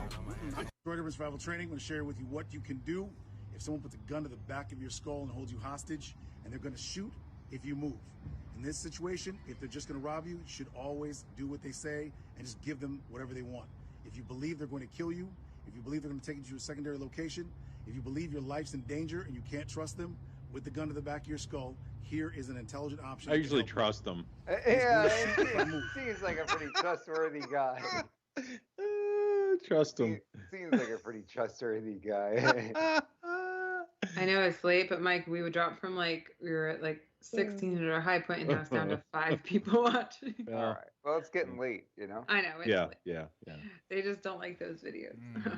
Uh-oh, it looks like it's snowing where DG is. Oh, my goodness. We should think about wrapping up the show, maybe. Let's finish this.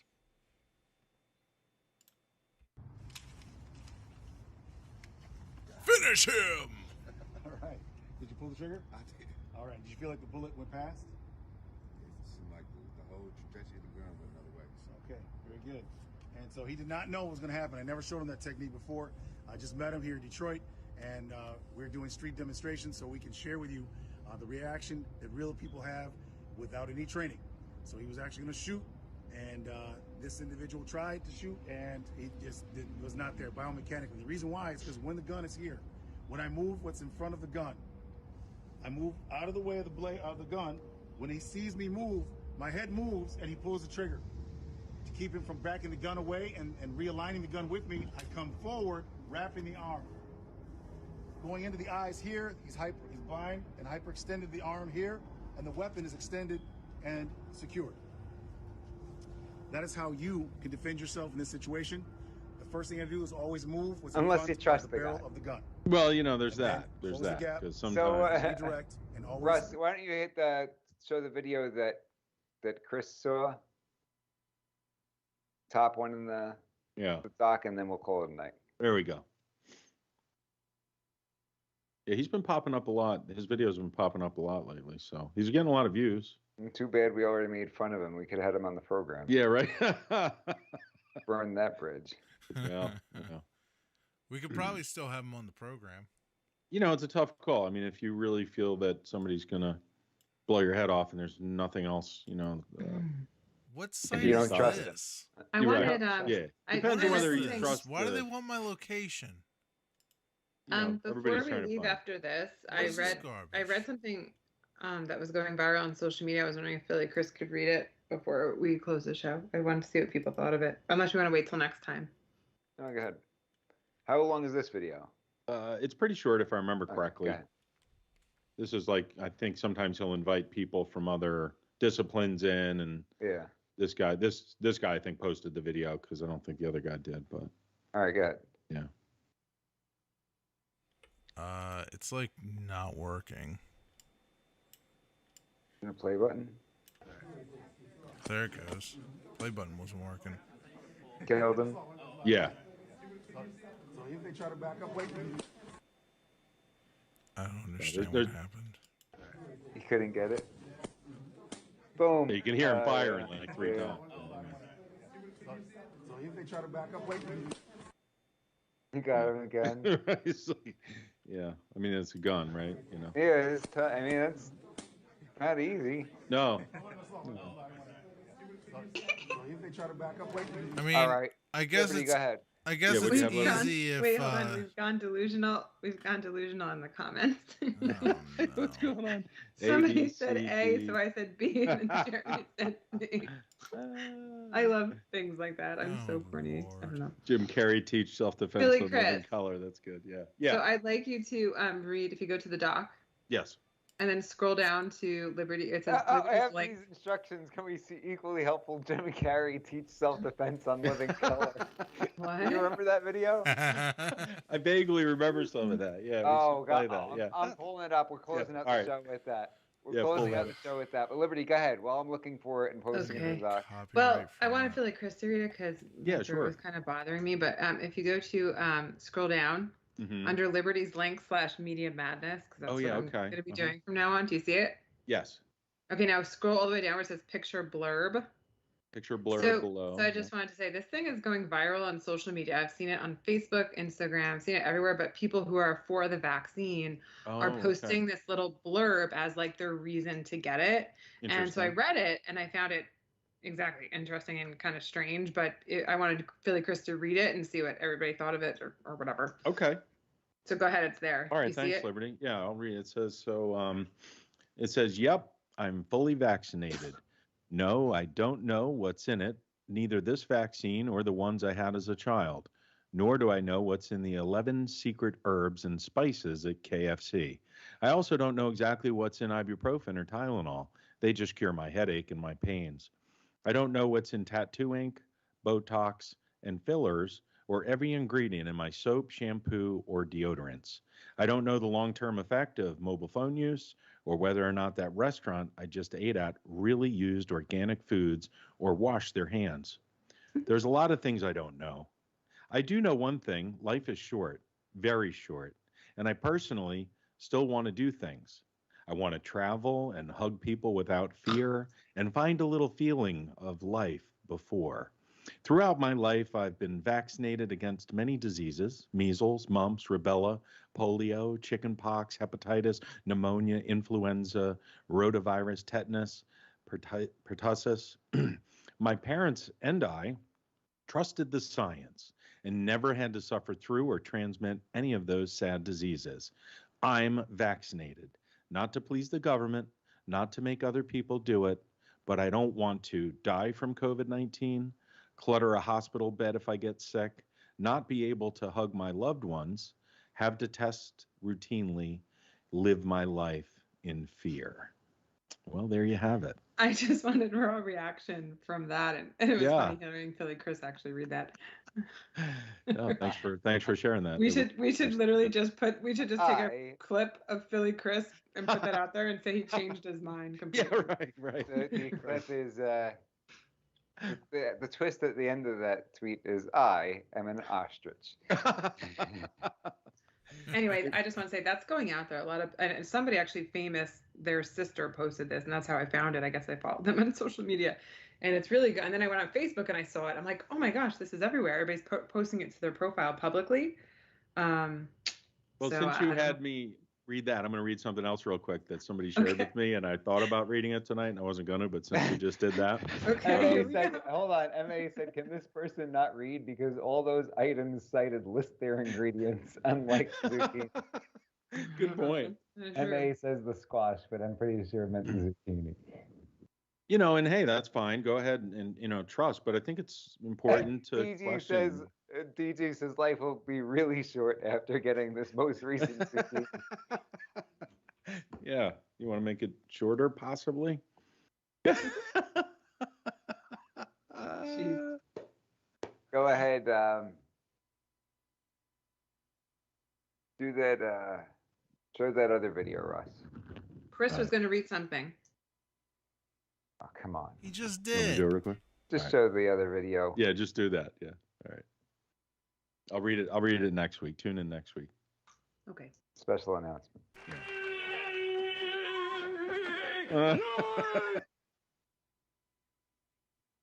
We'll screen it.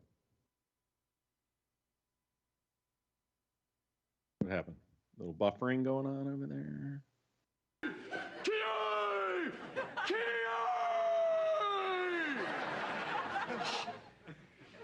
Line up!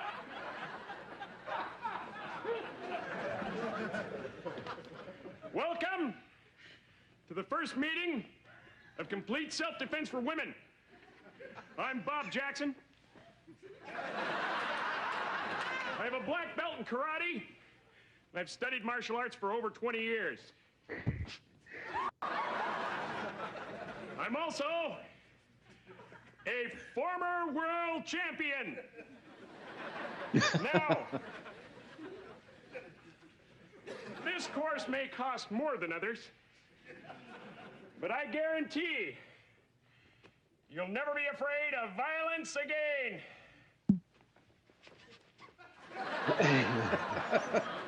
Now let me ask, what are you ladies most concerned about? Yes, you! Okay, say you find out something about your husband, like he got another wife and some kids.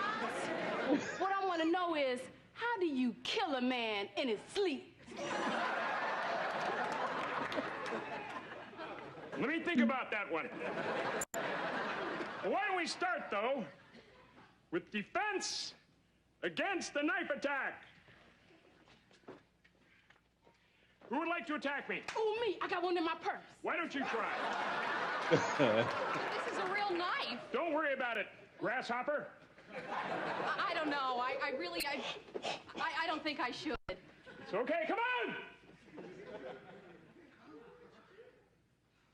Oh, my God, I'm really sorry. I didn't mean it. Are you all right? I'm fine. I shifted my internal organs to avoid the knife. However, like a lot of beginning students, you attacked me wrong. Oh. You're supposed to come at me like this. Remember that and try it again. Okay. Sort of a downward thing. All righty.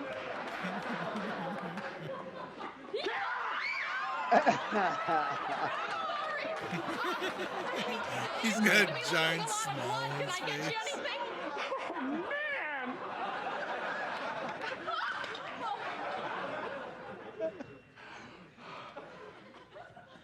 You see, you're still bending your elbows.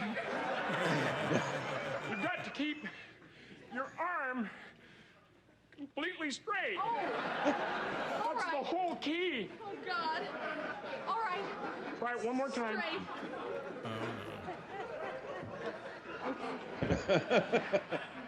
Okay.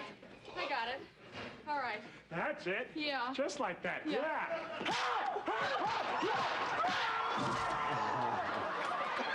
Are you crazy? It's our first day!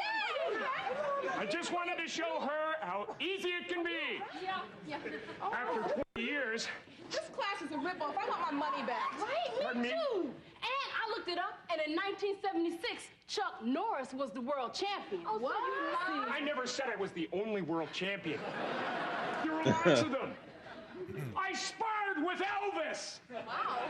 Okay. Say, you wake up from a deep sleep, and your wife is doing this. Ow! What would you do then? And Ike Turner does this.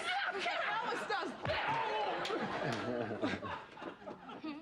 That might have hurt if I hadn't shifted Mr. Happy.